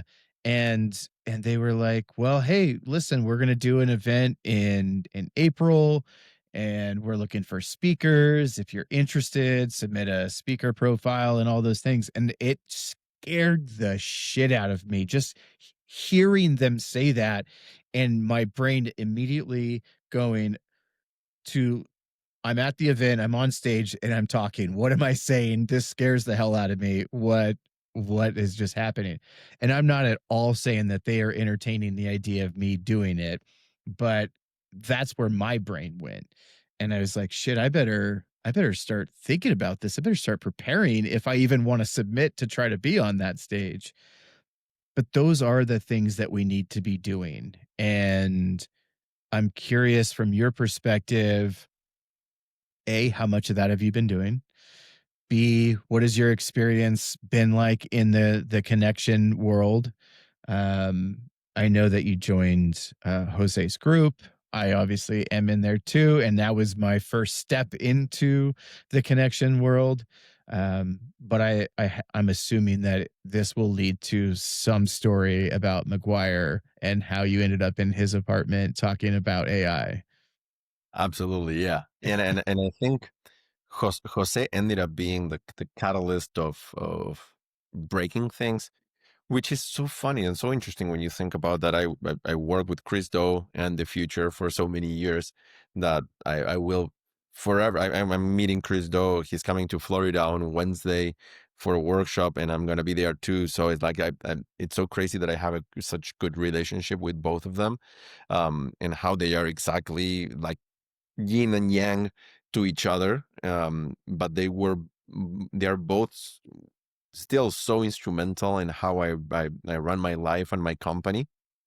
Um, because at the beginning, Chris Do, as a mentor, he allowed me to be my structured self, because I used to think that I was not able, like it's impossible that I could run a company without, being in networking events and talking to people and doing all of those things. And he was like, "You, I'm an introvert. I don't want to be in front of people and shaking hands. I'd much rather be at home." So it's like he allowed me to be that part of me. And then years later, meeting Jose and doing my core and understanding, like I went also through a weight loss process. Let's call it transformation at this point, where Jose allowed me to feel more comfortable in my new skin. And I already had all of the foundational like operation from what I was with Chris, and now Jose is uh, guiding me in the other part that I wanted to always have, which is that extrovert portion of Mm, like talking and organizing my thoughts and networking with people and just connecting.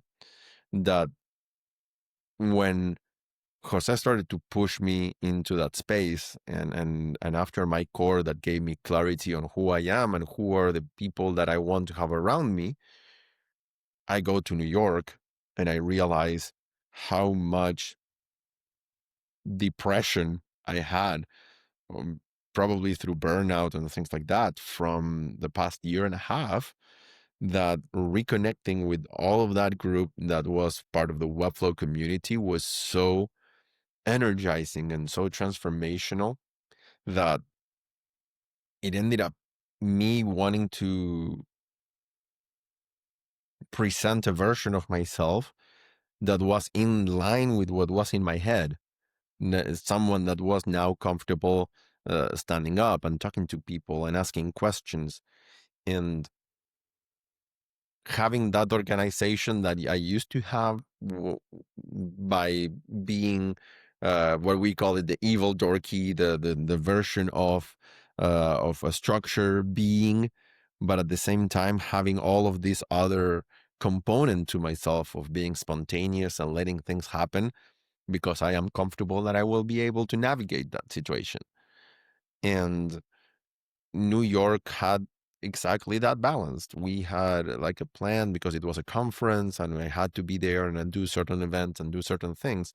But at the same time, from the Maguire dinner to a friend of mine inviting me to a Shopify event, uh, to having friends vouch for me, trying to help me getting into places that I was not invited to.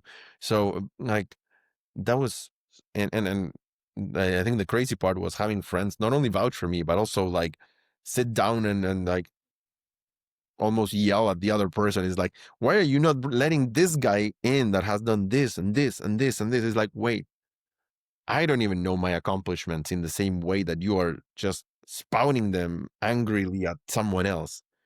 So that revealed to me uh, how much power exists in these partnerships, that it really ended up like opening up an entire and I think I said this before. It's like it's not even a new chapter. It's like it's a new book in the saga. It's like everything right. else is past, everything else is still part of me, but now it's not even a new chapter in the same book. Is a different book. All of the rest needed to exist so book number two exists, but this is no longer a past. It's not some Yeah. My past is almost like I don't recognize it. It's like it's there. History. Done. Yeah. That is fucking wild. Thank you for sharing that. Like I can see myself in many aspects of what you're talking about, and some of those aspects are like I've only been in the community for, I don't know, let's just say 6 months, and in that 6-month period, I have had 5 hours of conversation with Jose. That is not something that I got out of the year that I spent in the Future Pro group, right? I didn't get direct access to anybody necessarily in there.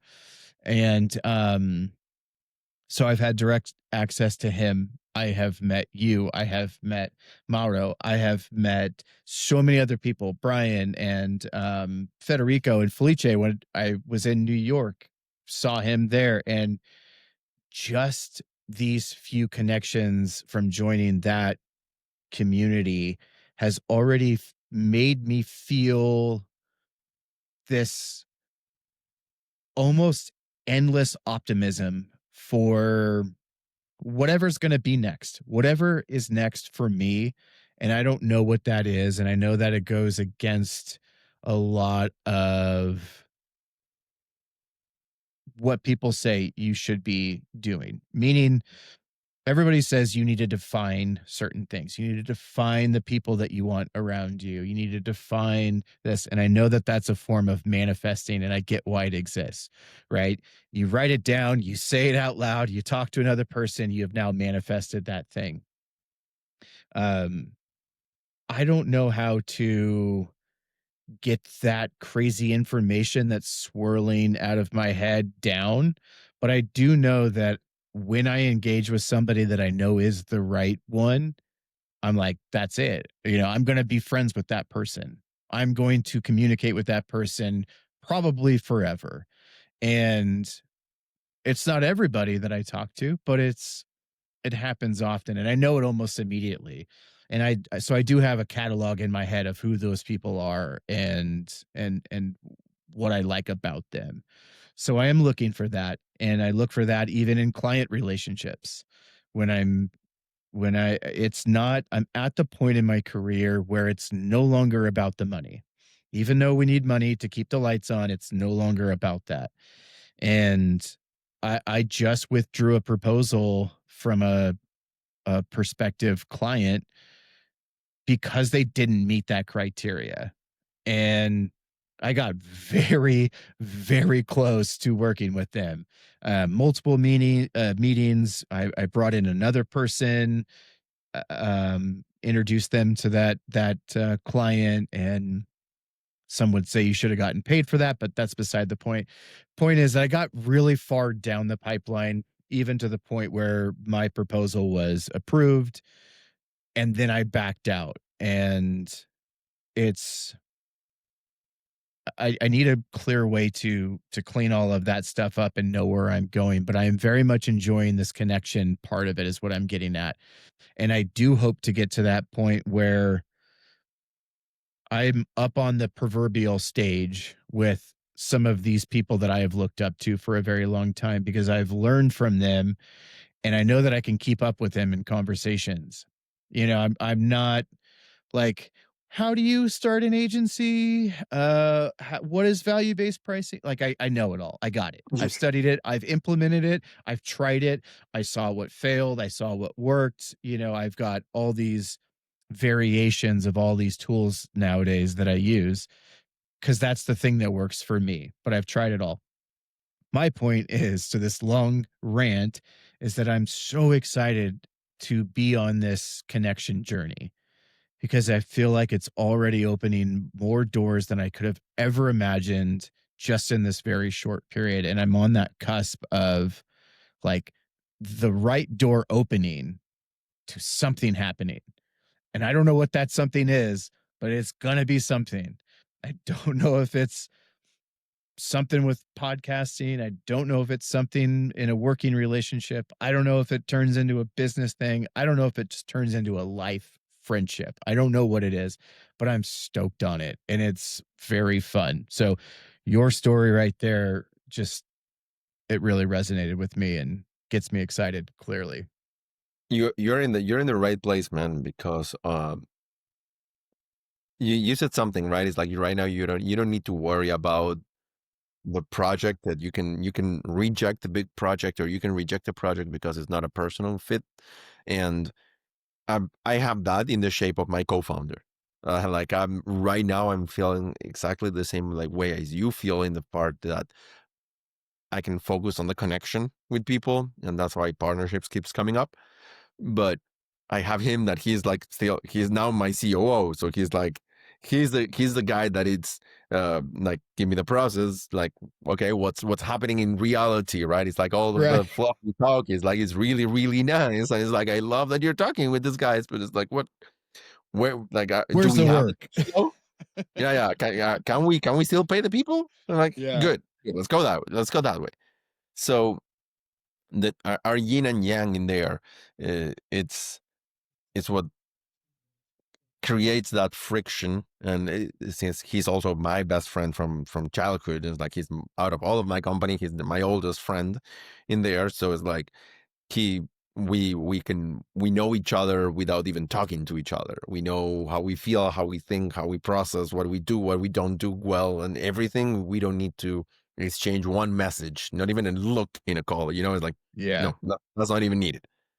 So that allows us to dance throughout the day to day in such a different way, that when we look at uh, how I am currently connecting to different people, and how I am allowing the information that Jose has elicited kind of like slowly percolate, because I feel like same way about like you mentioned is that you have all of these things going around and you need to simmer it down. Is like I feel the same way. At the same time, I don't care.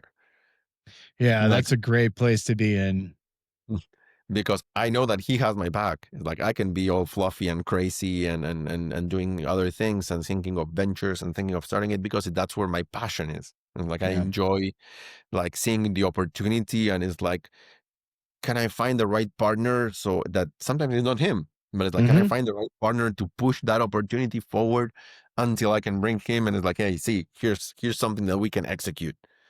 And he's very critical of that too. It's like when I create some little bullshit out of nothing, and I'm like sometimes also excited. It's like, oh, we can do this, and this. And it's like, oh, dude, your math is so off. It's like, You need you're someone to pull you back down to reality. Come on, what are you talking about? This is crazy. yeah, and it's like I'm honestly I have like he calls it like Marcelo math, because it's like uh, I it's like, oh, how much is this? Like, oh, $10,000, and we can profit like seven. It's like, what the fuck are you talking about? Yeah. Where are you getting those numbers? Well, because you got this and this and this and that, and it's like those are not remotely close correctly. Yeah, So your when math is let's way go to off. the Excel and see it, and it's like, okay, no, no, no, no. I see what Yeah. I'm missing. Give me half a second. Yeah. I'm gonna mute for a second. That my Yeah. dog is kind of ballistic. Go ahead. Yeah. All of the crises are averted, Love it. What especially kind of when you like. I what have I have drunk all of this thermos of water. Yeah, I'm in the same boat. I carry one of these things around. I'm always slurping it down. What kind of dog do Well, you have? an embarrassing one. It's a Nice. little wiener dog mixed with the pincher miniature pincher.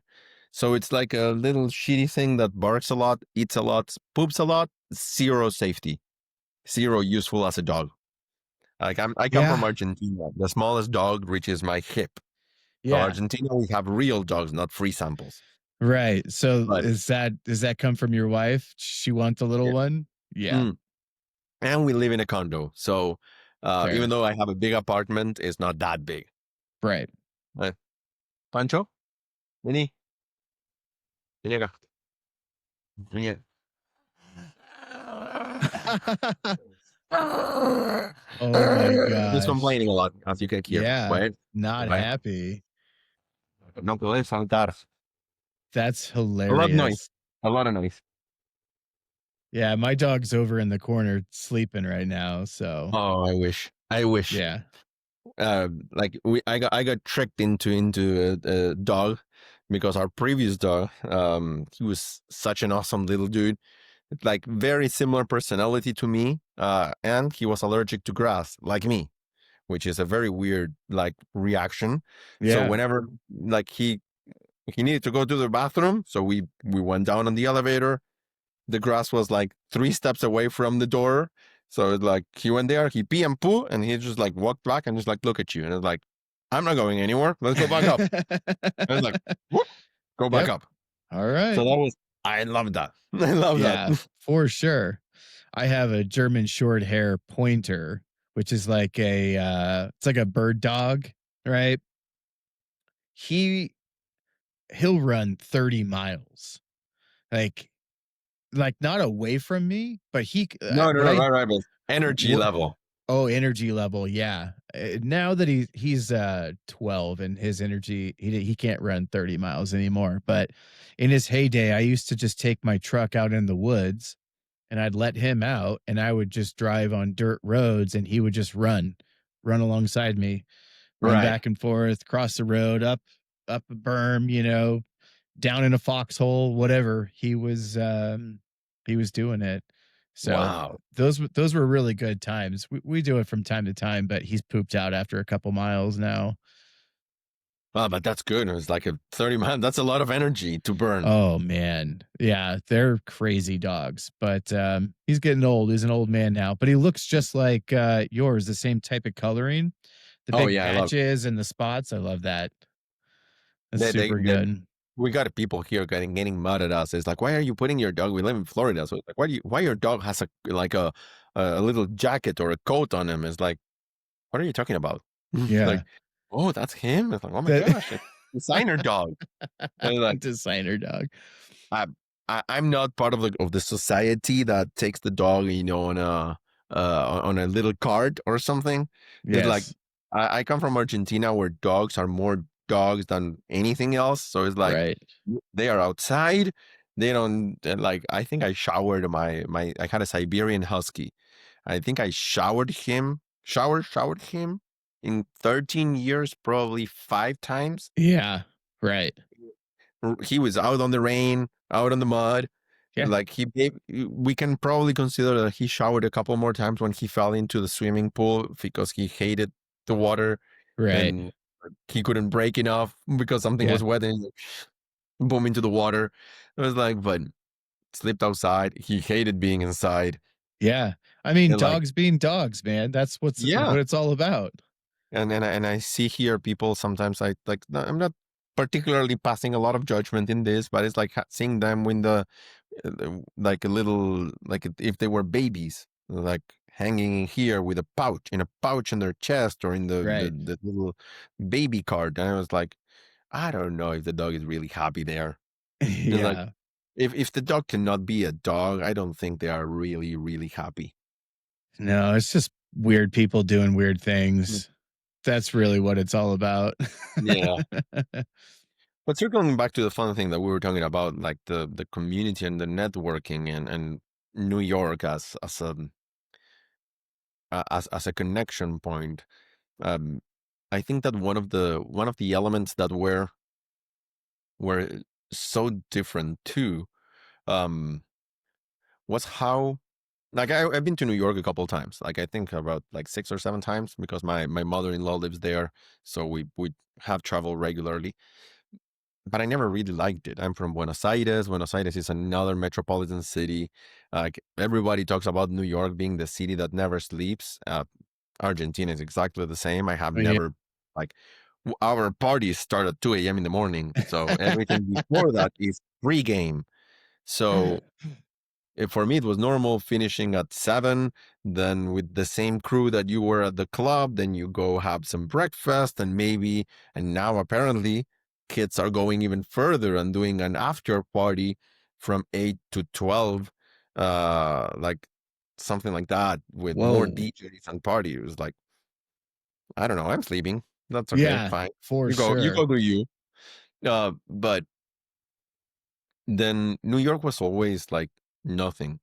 But this time with the spontaneity of things that happened was so transformational that from spending time with a couple of friends that I met, also from the Webflow community, that they graciously let me stay with them inside the city rather than in Queens where my mother-in-law lives. Mhm. I got to spend time with them, and they're like, I would say, a solid 10 years younger than me or 8 years younger than me, so a different generation per se. Yeah, yeah. Um, and I found that so refreshing because uh, I forget my age.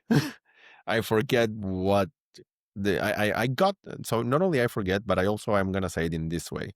I got to forget. I got the opportunity to forget how old I am with them, and also perceiving how they see me as someone older, someone that it's the guiding and mentoring, and in a way, when I say all of this kind of conversation like we are having, I'm gonna say bullshit because I we talked so many things. Yeah. It's like they were paying attention, and Yeah. it's like with my friends, they pay, but they don't pay attention. We know each other and we are sharing the same things. And we have a different upbringing. So on that end was so refreshing to start.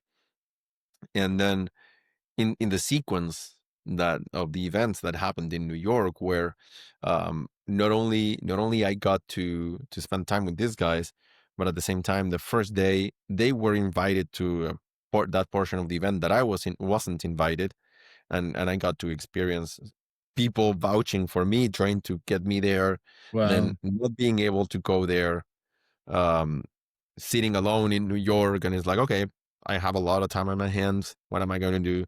I open up Instagram and I see that one of my friends from Florida was there. He was like, "Oh, do you want to come?" I told him, he's like, "Hey, do you want to meet?" He was like, "Oh no, I'm here on an event for Shopify."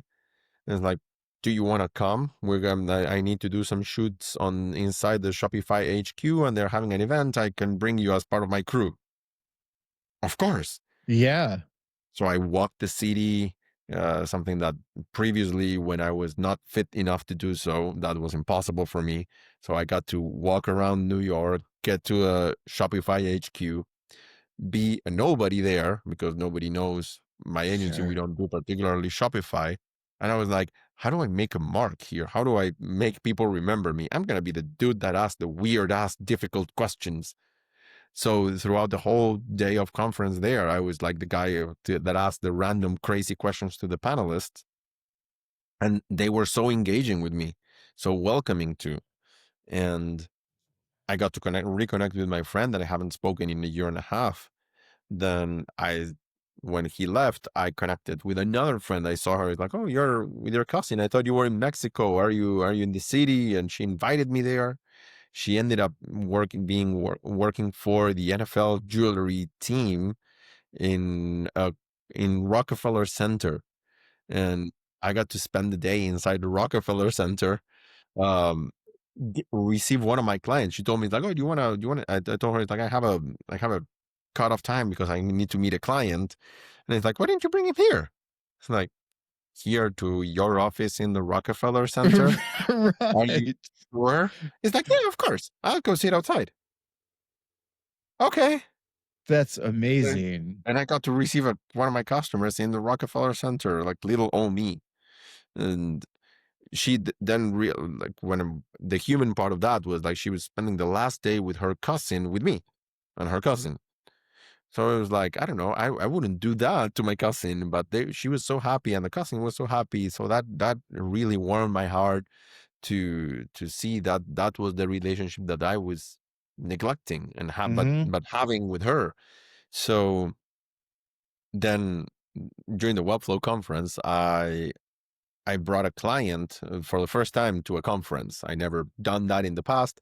That was Jose's idea originally. It's like, "Oh, why don't we do an after office?" And it's like, "Dude, there's an after office happening here in New York. Why don't I bring the customer?" And it's like, "Oh, fantastic idea. Do that." Yeah. Uh, and I was like nervous. I never done that in the past, entertaining a customer in an event where I am doing networking and I have to learn. and I realized that my values from friends of having good guys, they're good people that I want to have a drink with them and spend time with them were all true. They were all still Yeah. true. My customer was like fantastic. She was super happy to be there and allowed me a social butterfly totally. So I was in my space and like, have you met her? Have you met her? It's like that's all I have to do a good networking day. And she was singing our praises, and I was introducing her to everyone that was useful. So I didn't feel like it was a customer, and then I didn't feel like I needed to entertain her for 2 days straight. Yeah. Like we were just sharing the time in the Just Webflow conference. flowing. Yeah. And then like they organized it really beautifully. So we also had like a great after parties set up like in the World Trade Center, one World Trade Center. In the 88th floor, we had an after party inside the Cloudflare offices. And I was like, what? Again, what is going What on? It's like I'm little Marcelo from Argentina with a small agency, and I am here in the top of the rock of the 88th floor, overlooking New York at night with peers or people that consider me a peer, talking about business, and it was like crazy amazing. That's so And awesome. then Maguire's dinner, also like someone that I truly admire, invited me to his house and spending the entire evening uh, chatting about AI and overlooking Manhattan and Brooklyn. It was like a mix between humbling, amazing, unbelievable. Uh, to share that time with again people that I admire, that I feel like I'm like lifetimes away from Sure. who they are, and they are like the same one that were screaming all of my achievements so I can get into the event. So it was like Very surreal. the integrate, yeah, not only surreal, but also like the integration of all of those two concepts is what made me realize how important is networking. And when they say the your network is your net worth kind of Mhm. thing, and like it's so true. But I feel it like more in service of things like I got like now a bug that I want to really understand your problem so I can find someone else to fix it. And it's like, it's not, Sure. it is me, sure. But I even feel weird when it's me. It's Yeah. like, no, no, no. But here, he's better. No, it's like, can you do it? It's like, but he's better. Like, Yeah. I can still be around, don't worry. But it's like, he's the better. No, but I want to do it with he. You And, can't get rid of them at that point. and it's weird in the best way because through that I also recently I got to talk with my this agency that hosted me in Manhattan, and reconnected with a friend in Mexico, and had a conversation with another friend in the UK, and they're all struggling with similar things that friends could be of help. And it's like, wait a minute, if you have that problem that I can help you, and you have the problem that I can help you, and you have, it's like, is there a business here? Is there something that I can do to not only help them, but also help friends so I can Yeah. find more people like you and I can help more like you? So I think that that's the ultimate value that Jose provided me, is the integration capacity of my personalities in plural, right? It's like Yeah. There's I'm multiple personalities. yeah, like the seven of them that I usually have. Like I'm my gamer, my music, my business, my crazy, and my Argentinian side. It's like that's another funny thing that one of the people in New York told me when I saw them back in Orlando here. It's like, your friends are so awesome. And ironically, I realized how right they were telling me that when they introduced me to their friends, and they were not as awesome as my friends. It's like, They were awesome, but because we already had the relationship. But it's like their friends were not, I don't know, as welcoming as talking and engaging and whatever. And it's like, I don't know, everyone, whenever we were talking in New York with different people and I was doing the introductions, all of them, like our goal was to make them like part of the group. Let's integrate, like let's talk, not talk to each other with the people that we already know. Sure. So apparently that's a little bit more uncommon than I was thinking. I think it is. I think it's very uncommon.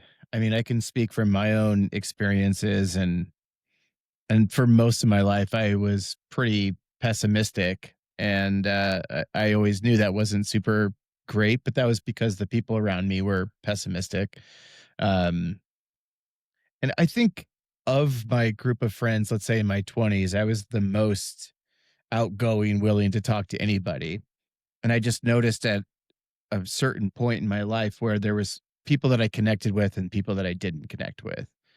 And then in my 30s I really dove into that and tried to figure out what that was. That led me to the Myers-Briggs personality type stuff, where I started to say, okay, there's a trend here. All of the people that I really, really, truly connect with and get along with, they all live in this small Oh, I see. this small little group of people, that is a mix of a couple of different personality types.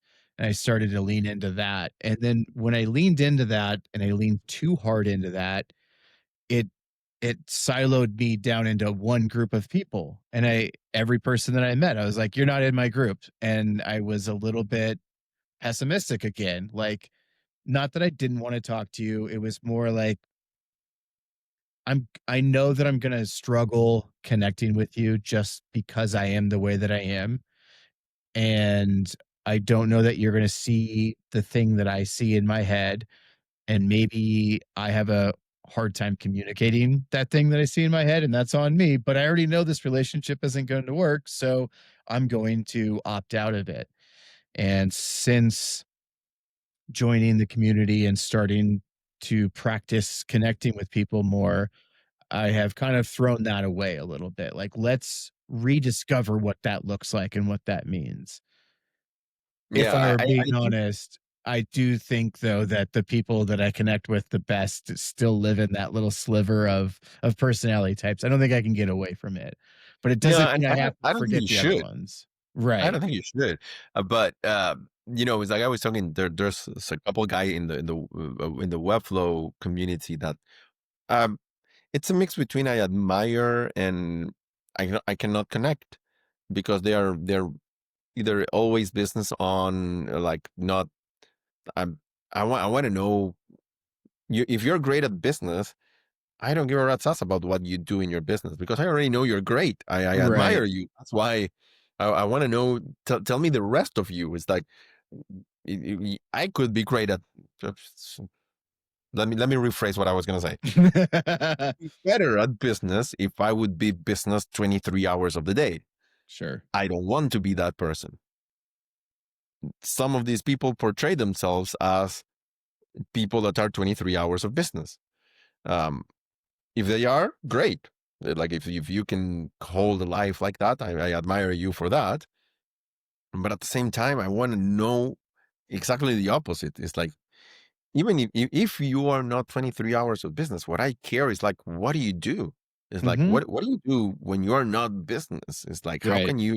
how do you enjoy life and what do you find enjoyable when you have that super aggressive business mindset that can topple and achieve so much with the same amount of time that I have. Yeah. I want to know if you like am I maybe you are spending, you know, forcing yourself 20 minutes a day to read a book the same way that right now I force myself to train 2 hours a day. So like let me know what helps you, what makes you tick. And Mhm. sometimes all these people they don't either they have a wall, they have a shield. I don't get to connect with them. But I keep on probing. I take it upon myself to say is like if if you don't like me because I probe too much, you're not gonna like me either Oh, way. 100%. And it's like if you don't like me probing, you don't like me already. So you're talking to me because you're the super networking portion of, yeah, it's like, oh, this I need to network because this is Yeah, business, yeah, which is still totally fine. I don't give a rat's ass. I still want to get sure. out of you to find a way to learn something out of what you're doing, because and luckily I get I keep getting the my way of like wiggling into like more personal conversations and finding from people that are comfortable sharing their financial numbers to people that are capable, that I respect them enough so that when they give me an advice on my business, it's useful. But I care more about, your kids, and if you're going to trick or treat, and if you are more quirky and funny than, you know cosplayer rather than like funny costume. I don't know.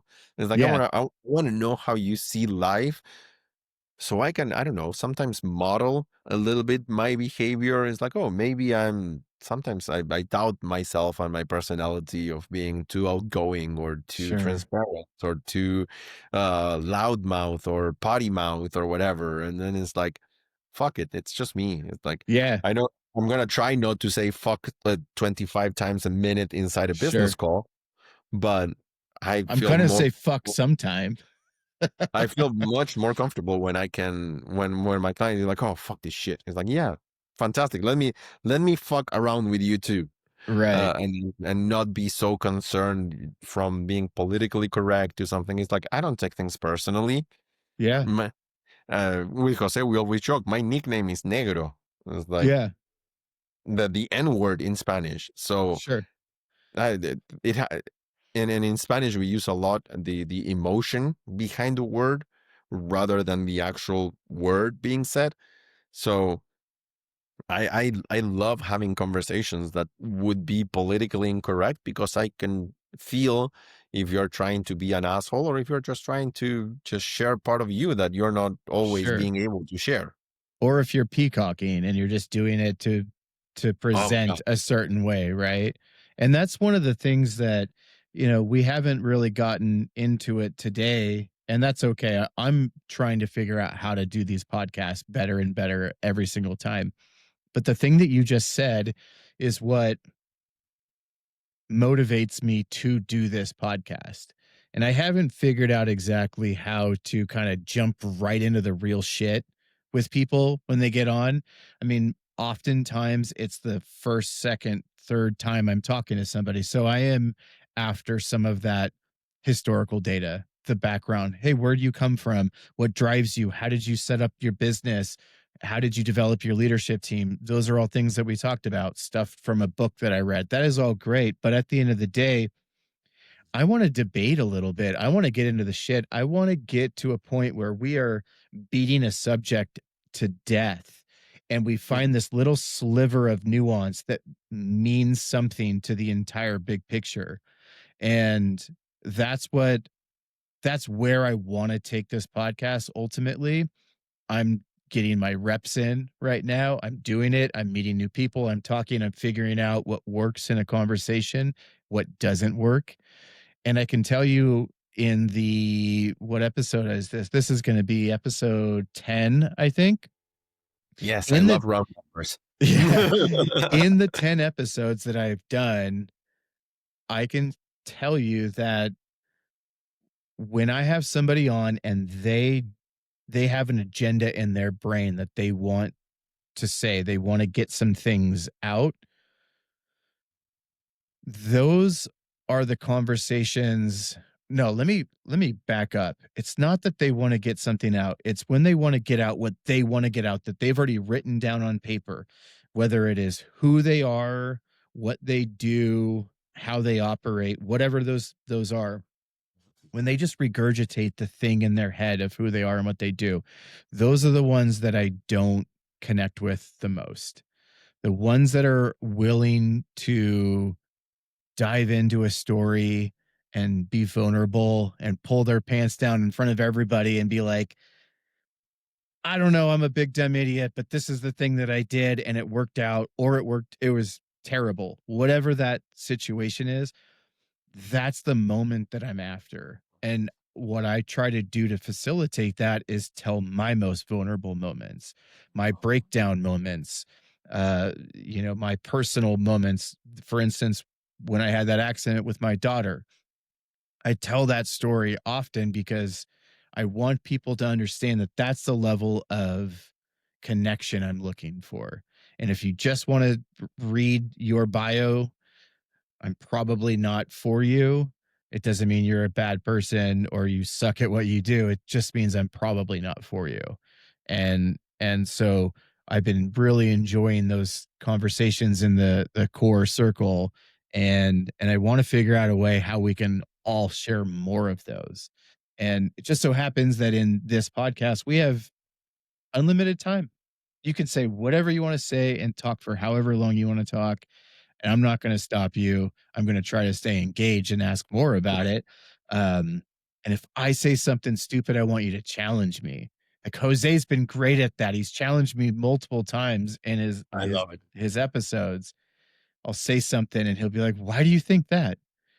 That's not fair. You don't get to just say that and walk away. Like, what is it? Tell me more." And I love those conversations. I need them in my life. Interesting. I'm going to tell you something that one dude did with me on a podcast that it could be interesting, and it involves alcohol, and Oh, that's why. all Like right. he has a little cart behind him, with whiskey, wine, and something else, and he's like, in the prep, he says, is like, what do you want to drink? He's Yeah. like, and if in his case, and probably through what the way that he does it is like you have to drink something. Like Yes. we need to get the social lubricant, so we start like less feeling it like we are talking as in a podcast, and rather than we are just having a drink and a coffee. Yeah. And I think that really works, because by the second cup of wine, or the second glass of whiskey, you're already talking bullshit. And I think that the rather part of the engagement, um I let me say it this way. I saw you like looking down, you probably have some notes and you're making things that it's like, I think that you should not do that. Fuck that shit. Yeah, it's fair. You had said something, I'll tell you what I wrote down. And I think this is one of the principles of Nike, when that document of their 10 principles was released. Oh, But I love it. I wrote down move fast, break shit. And I think you had said something about breaking. I don't remember where it was in the conversation, but that quote just popped up in my head and I was like, I have to write that down. What I don't do and what I'm not good at is taking notes in a situation like a client situation. I don't take the notes. I can't. I'm going to remember the themes that stick out from the conversation, the general themes, and I can lean into that. I can never write down specifics. Um, so I have a note taker for me doing that in client situations. Um, I don't know why I wrote that down, and I agree with you that I don't think you should write shit down, but in that moment, I felt compelled to write it, Oh so no, that part for sure. No, no, no. What I meant, is like one of when I was in Orlando, like with my client. So I visited two people, like my client that is literally a really good friend, like closer. I would call it like one of my best friends here in the U.S. And then like one of the guys that I met again in New York and during the trip. And the guy that I met during the trip, he was reconnected during the trip. He's a little bit more American, let's call it, because my friend is from a Latino family.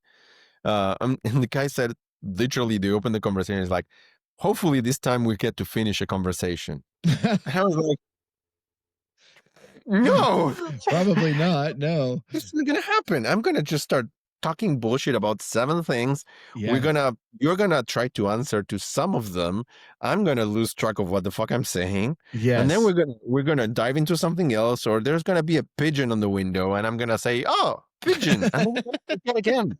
And it's like if we're lucky, we're gonna finish one thought like Maybe completely, one. Yeah. maybe, Yeah, because and I think in, like, spirals, and they spiral outwards, so they get further and further yeah, and further away from the center point as we go. So we could talk yeah. for 5 hours, and it's gonna end up nowhere near, but somehow, it's probably connected to it somehow. There's just a little tiny nuance that keeps it connected to the original part of the conversation. Yeah, I think for me, it's my ADD probably, or one of those things. That's, of course, I'm self-diagnosing because I love it. I love to put a label on me, but it's like out of all of that, there are always going to be certain things that I remember from our talk, from how you made me feel, or something. So that's why it's like I don't put the energy on sticking to a subject. And one of the questions we talked before, right, was Right. is like if I have done public speaking, it's like I'm still very bad at it. I Yeah. try to prepare a lot, but there's always a curveball in between, whether it's lack of sleep or over preparation or some other curveball, where I end up needing to do some ad lib again, Yeah. and I'm I'm more okay with the ad lib, uh, although I'm. It makes me feel sad that I cannot convey as good the idea when I do that. Yeah. It's so funny. I attribute this to my personality type, but, I don't necessarily I'm just gonna say this is 100% me. My entire life has been ad lib. It has been just wing it. I mean, when I went through college, I didn't study for a test. I just showed up and was like, if I can't make it through the test, then so be it. And luckily, somehow I either studied close enough or remembered enough to somehow pass college. But I was the same way in high school, and so I say most of my life being in a structured environment was a detriment to me because that's not how I operate. So when it comes to a podcast, when it comes to a talk, when it comes to a presentation for a client, anything, I prepare about 7.5% for that thing. And I just That's wing even it killing me. every time. And every time that I try to prepare and I put talking points down and I have sticky notes or speaker notes or whatever the hell the thing is, it just turns into this messy conversation where the point that I was trying to get across didn't come across. And I thought I had outlined it in a way to where I could actually do that. And if I had just started talking, it would have been way more clear and way more efficient and way more authentic and way more me and way more human. So I just don't do it anymore. Um, it's the story of my life, man. It's crazy. And that's the struggle that I'm in right now with where I am in my life and in my career, right? I'm trying to figure out where I want to take things, and it's forcing me to put things in a box and in a container, and that just doesn't work for me. And even though I want to follow the instructions, even though I want to go through the process, I know it's not necessarily for me. I have to live it. I have to embody it. I have to figure it out however my brain figures it out. And that's where I'm doing these podcasts and I'm trying to figure out where I want to take it and how I want to do it. I've thought about, how do the big guys do it? How does Joe Rogan do it? How does Stephen Bartlett do it? And I know that if I had an in-person studio set up and people were willing to travel to see little old me, that I would take them out to dinner. We'd have a nice conversation. We'd have some drinks. We would do all that prep work the day before. So when it came time to sit down, we're just friends bullshitting, right? Because that's where the gold is. And we've gotten into a nice flow here on this back half of the conversation where it's like less interviewee, less, hey, how did you do this? Even though that's still great, data points for my brain. It's like, oh, this is what Marseille does, right? This is how he does it. And I appreciate how you've built your leadership team based on values that you just had. You didn't write them on paper, you just did it. I But I literally found out that I had them written down on paper last week. I'm not kidding. It's like I right. thought they were nowhere to be found, and someone is like, they're in your website. Oh, really? Yeah. And Look at that. that is that's more in line with how I like to operate. Is like, oh yeah, they are there. That's why I have notes all over my desk and I have notebooks of notes, but they don't ever go anywhere or do anything. So it's part struggle because I have ideas up the wazoo, but they just live either up here or in a book somewhere and they never get realized. Um, Well, I but mean, I'm look, incrementally moving in that direction. I think that there's you may have a fundamental issue there that I've Thanks. been talking about. I talked about it with my co-founder. The it stems from the disappearance of hobbies. That's an And interesting thought. I'm not saying that this podcasting is a hobby, but I am saying that a hobby is at least for me, it's an activity that gives you pleasure, and you just want to get better because pleasure. That's it. I'm not gonna be a professional gamer, but I fucking hate when I lose playing Dark Souls in my PlayStation. For Uh, sure. I have a friend that has broken like 5 joysticks whenever he dies, and it's like he's just loses his shit and starts getting shit. So, but there's no upside really from beating a video game or Yeah. getting good at a video game. So that's a hobby, and we we used to not monetize or think about how we can make something out of the hobby. But now I found myself talking to friends and talking about what they like to do, and even with my wife sometimes, and realizing that I am trying to turn their hobbies into a business. And this is a twofold because, on one end, I should ask more if they want to turn their hobby into a business. But on the other hand, I should support them more on the fact that a hobby can just be a fucking hobby.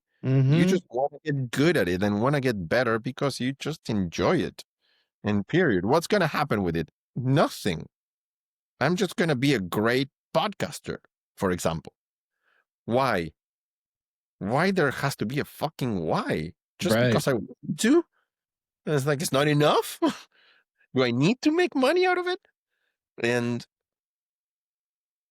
oftentimes, when I've seen the hobby become just a hobby, and that may be the surrendering from again Jose's way of helping me see things from my personality, then that shit shows up, Yeah. and you need to be prepared to make the active choice of turning your hobby into something that is not. Right. Because once you do that, there's no coming back. I mean, there is coming back, right? But it doesn't come out free, right? It's like you begin to, if you drop your hobby and you don't no longer play soccer or you no longer play tennis or whatever, it's like, you didn't fail. You just got bored or you chose something else. But if you have a sponsor or you have you play a tournament and it's like, oh no, you lost or you quit. Sure. Yeah, yeah.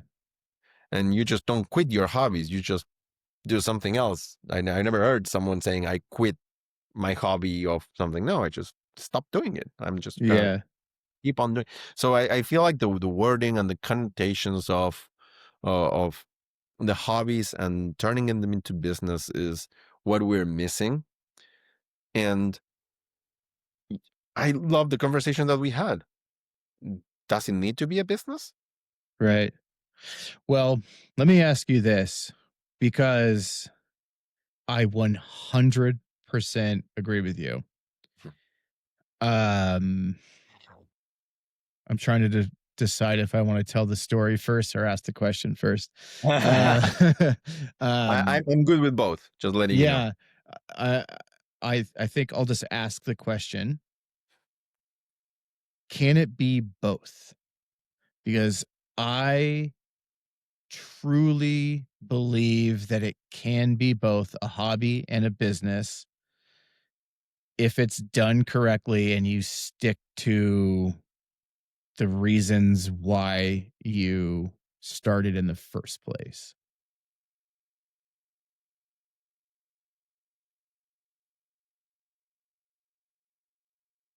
As someone that has no idea what he's talking about this, that's my biggest disclaimer.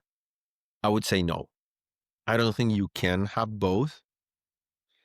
Um, but I may not know enough people that are able to do so.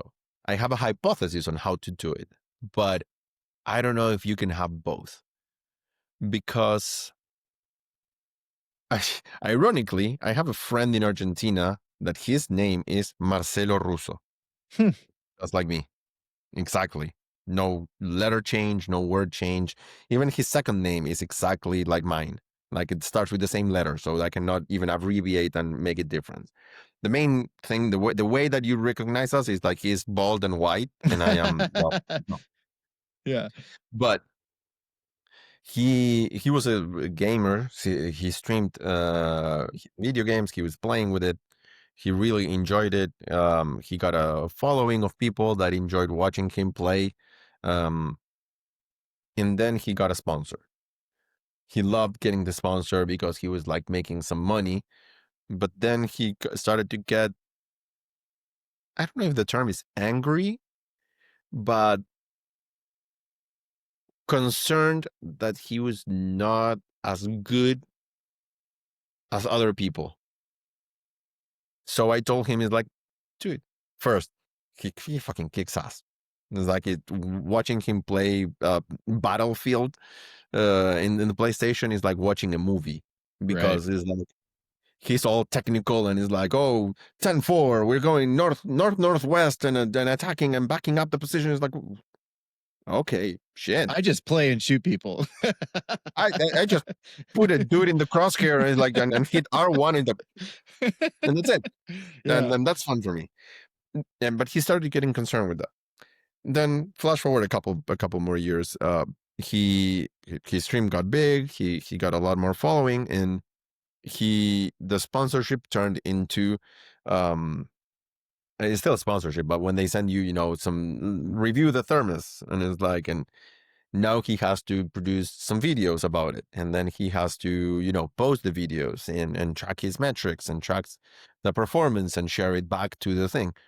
He's still getting some, the term would be ludos, right? Like the happiness of still playing and still doing that of what he loves, but he feels the pressure and the stress of needing to produce the video and a good quality video, and the happier he gets because he gets more sponsors that give him stuff that he likes to have and review, the more pressure he feels to produce a high quality video and a high quality content for them, which in turns into less happiness Mhm. about using or having the product. And his hobby turned into a job. His hobby turned into like trying to like choose which brand to work with and choose how much money he charges them and how he structures the partnership. And he's like, oh, I don't know shit about this. And this is not easy for me. And then like, dude, circle back. Sometimes go back to just enjoying the content, just enjoying what you do. But it's really hard because then after that you build a life around it. Like Yeah. Yeah. if you're reviewing, the park of Orlando and going to Disney, you probably already are used to the lifestyle that gives you. Yeah. And rolling back to with the way it was before, it's a little bit more difficult. So to not end it in that down note, what I've been telling him to think about is maybe you need a partner. You need someone that takes the business out of your hobby. It's like Mhm. it's still a hobby, and you're still gonna have That's that smart. friction, but it's hard to relinquish. In his case, sometimes it's like you gotta the money that you're making. You see that right now you're stressed up to this point because you're making $5,000 a month, and now if you bring someone else, you're so that is gonna be the same amount of work, but for this amount of money Mhm. because Mhm. you need to Yeah. keep a piece of it. But that's where I circle back, which I don't know if that there's a positive answer to keeping a hobby and making money. Because for me, the moment that you realize that you're making money instead of someone is giving you money is where it changes, right? It's like It someone is does. paying me to play versus someone is paying me to produce. 100%. I mean, that thing happened at the agency, right? It's all fun and games until that paperwork is signed, and then it's fucking work, right? Yes. And that creativity that you have maybe in the sales meetings, I did it. My partner hated it, but I would always be like ideas guy. Oh, we could do this, we could do that. Like think about all these cool things we can do. Here's the applications, whatever. Um, all that goes away. You're like, no, no, no. How do we efficiently get the brand identity done so that we can move on to the launch campaign? And then we just need it done. It's not about the creative at that point. It needs to be done and it needs to be done right. But it doesn't need to be super creative because we don't have any time because the budget was too small, whatever the thing is. So I Yeah, 100%. totally understand what you're talking about. Um, Let me say it But like this. I hope that because this is a hobby for me. I'm not getting paid.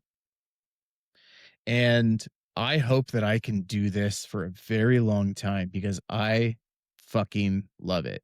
And I want an in-person studio so that I can bring people in and I can do the thing that I like to do, which is go out and have food and some drinks and get to know people and talk with them and then bring them on the show and put it out there. So what I'm saying is that I hope I can make this a hobby and make money at it. That is the entire goal of me doing this.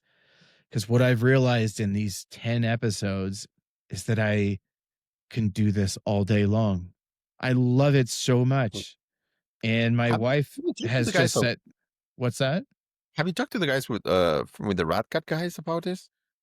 About the podcast? Not, I think I mentioned it and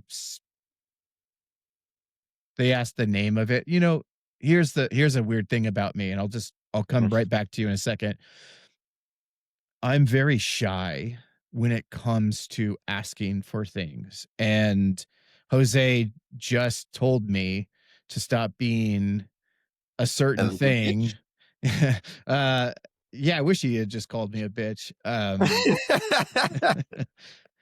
He said stop being that and just ask. And I'm just notoriously bad at it because maybe it's my upbringing, maybe it's my ego that has always been like I can do it. I can do this on my own. I don't need help from anybody. I'll figure it out. That's been my whole life. I grew up in a household that didn't align with the way that I think. They were one way, I was another way. And so I Oh, I yeah. learned at a very young age to just go figure it out. Do it myself. You know? And so where I'm Hmm. taking that is like when I met with the Rad Cat guys, I didn't ask them for anything. And I feel like the right way to do it is to get to know somebody and then maybe ask later for something. And I don't know if that's right or wrong. I don't think it is right or wrong, to be fair. It is just my way. So I didn't say, "Hey, would you guys be on my show?" Or "Do you know anyone that would be on the show?" Or "Were you promoted?" Or anything like that. It Oh, was I meant exactly the opposite. So this is just what I was thinking. yeah. They have a beautiful space, their office, and I remember like from when we were working together, they remodel and move the office like I don't know 3 times a year. I Yeah, just they were get doing it bored of again when I was there. yeah, you see, like and as a setup, I think that they and they them being creatives and in and very much into the audio visual too. They may have a corner or something that you can use as a little studio. you just feature their name. It's like live from the Ratcat Studios in Sure. in Yeah. Orlando, in Oregon. And you guys, if you're close by, that's some marketing for them. They don't need to be in the podcast. They just need to allow you to sit down there with people, and then Sure. boom, there you have a studio. Then you have a partner in co-marketing. Yeah. You can bring people there, and I think that, like, overall it could be beneficial for both of you. You For try the sure. live setup. Those guys are cool. It's like I've smoked with them, I drink with them, I bullshit with them, Yeah. all of that. So it could become a very organic thing, to just develop and see where it Yeah. goes without Yeah, expectation. definitely. And Yeah. it could give you the feel of what you think that you can do when you have a studio, instead Yeah. of investing at the beginning and seeing if and then realizing whether if it works or it doesn't. Then you just try it out Sure. there and with a partner. To be fair to the original point that we talked about, when you have a hobby and you love that hobby and you want to be fucking better at it, you don't really think about it in terms of an investment in a business, right? You're doing it because you love it and you'll spend the money on it. For Oh, instance, I'm maybe too poor to do that. well, yeah, I'm My also too hobbies have poor to do always that. been like bootstrap without money. Yes. I mean, to be fair, I'm still very much in the poor zone and I don't have the money to invest. But an example is I don't know when I learned somewhere in my late 20s, I was like, I want to learn how to fly fish. I live up here in Oregon. We have fly fishing rivers. We got all this stuff around here that I can go play with, but I don't know how to do it. Well, what did I do? I just went out and I bought the $200 set. And then after I learned that and I caught some fish and I wanted better stuff, I bought the $500 set. And then I bought the $1,000 set. And then I started buying all the materials to tie my flies. And I just kept going and going and going and getting deeper Yeah. and deeper into it. And I never turned that into a business. I didn't want to turn that into a business.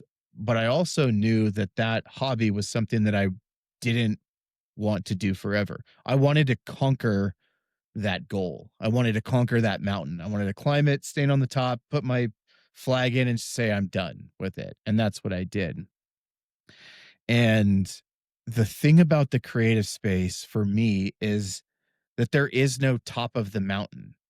And so I think about that the same as podcasting. There is no top of the mountain. Some people can say Joe Rogan's the top of the mountain, but whatever. Yeah. I may never be there, but guess what? I want to climb that mountain and I want to do it. And so I don't look at it like a business. And I think it's something that I want to try to conquer. How do I get better at this every single day and do it for fun? And I just so happen to think that along the way, somehow the money will show up.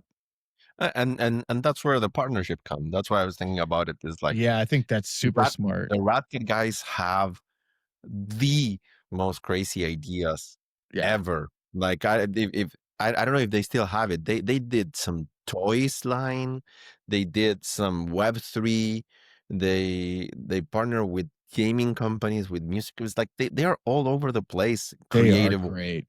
Yeah. And that's why, like, I don't that this is I don't know if I've ever done it in exactly the same way I'm gonna say it, but as a hobby, it's like, since I'm not the guy that invests in the hobby, because I'm Argentina. I never had a lot of money, and in the US now, when I have some money, that everything is a little bit more expensive than I expect. Uh-huh. I like the fancy things.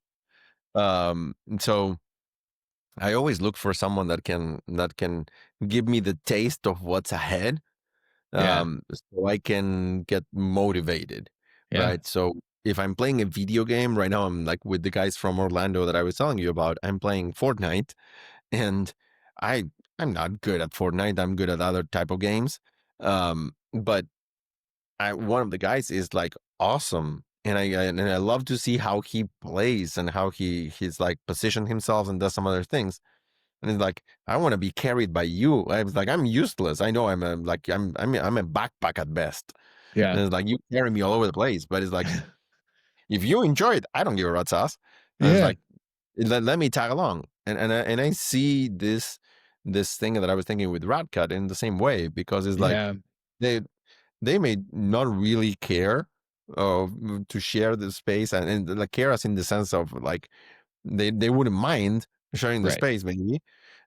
They definitely are not the type of business oriented that would turn the hobby into something else. They are such Yeah. loving care, like Andrea and Brendan, that they put relationship first. So they will like, sure, if they like this idea, they won't, like whenever I told them it's like about co-marketing and things like that, it's like, yeah, sure, you do whatever you want.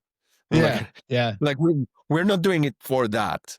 Yes. But then, it's like you stay there, you have a chat, you have a coffee, you have a wine, you have a joint or whatever, and then suddenly like another thing happens, and as you you do it because of your hobby without any business expectation, and they do it because of helping without any business expectations, Yeah. and then shit happens. Or Right. if it doesn't, you just had a hobby. Sure, sure. And I guess that's the argument. I mean, you said that perfectly, and I 100% agree with you. I think that that's the point in my life that I'm at right now is I want everything to be and feel like a hobby because it's just fun. Inevitably something is going to happen and come from it. Right? That's the Yeah. point. Don't go after the business side of things, just do it cuz it's fun and people are going to like that and they're going to pick up on it and eventually, yeah, something will come out of it. Yeah, because it's like I see it like one of the things that Chris Doe said, when he used to talk a lot about giving the value first, and then I always took it in the sense of put give enough value that the other person feels uncomfortable. Yes, right. So it's like I wanna keep finding opportunities to give value to people so they Yeah, feel uncomfortable. I love it. It's like, oh, it's like, why are you giving me so much? I need to do something. And it's like, I don't know, send me a wine. I don't give a rat's ass. Like, but it's like, if I believe that if I do that enough, something is gonna happen eventually, Yeah, like an for sure. intro, a memory, a story, uh, or at least maybe hopefully you're gonna be a better client when the time comes. You're just gonna be so happy that we did so much value before that when someone fucks up or when there's a delay, you're not gonna be screaming at me or calling me at 2 a.m. telling me that I'm an asshole. It's like Right. brownie points. For So sure. I don't do it for that, but that's kind of like the expectation in the back of my head. Well, hey man, we're at almost 3 hours. I know you've got something else, so Yeah. I think I should But let you get going here soon. I think we need to do another one. We need to I do would love another to one. do another one. Yeah. When I like round numbers, so why don't we do it when you are at the 20 or at the 15, whichever one you choose. S That sounds great, That man. that will I make my think OCD happy. yes, and I think that's part of my plan, like, nobody just comes on once, right? I wanna bring people back on and say, "Hey, all right, we got the jitters out, right? The cobwebs are all flushed out. We talked about whatever. Now it's time to do another one." So, I think we should do one about the psychedelics. Like we need to bring more than one person in and do a psychedelics one. I am very open to that. That sounds great to Yeah. me. I I love Do it. I you love that. wanna do you wanna tell people where they can find you if they're looking? Yes, absolutely. So website is typically the best one. So it's friends, but with a three. So FRI3NDS. I think that's the way I spelled it good. I'm not good at spelling. Yeah. And then um, people don't call me Marcelo a lot because I feel like that's when like how my parents scolded me. So that gives me, Marcelo! exactly, it gives me a reaction. So that's why everybody calls me Marce. So it's like the Marce Russo.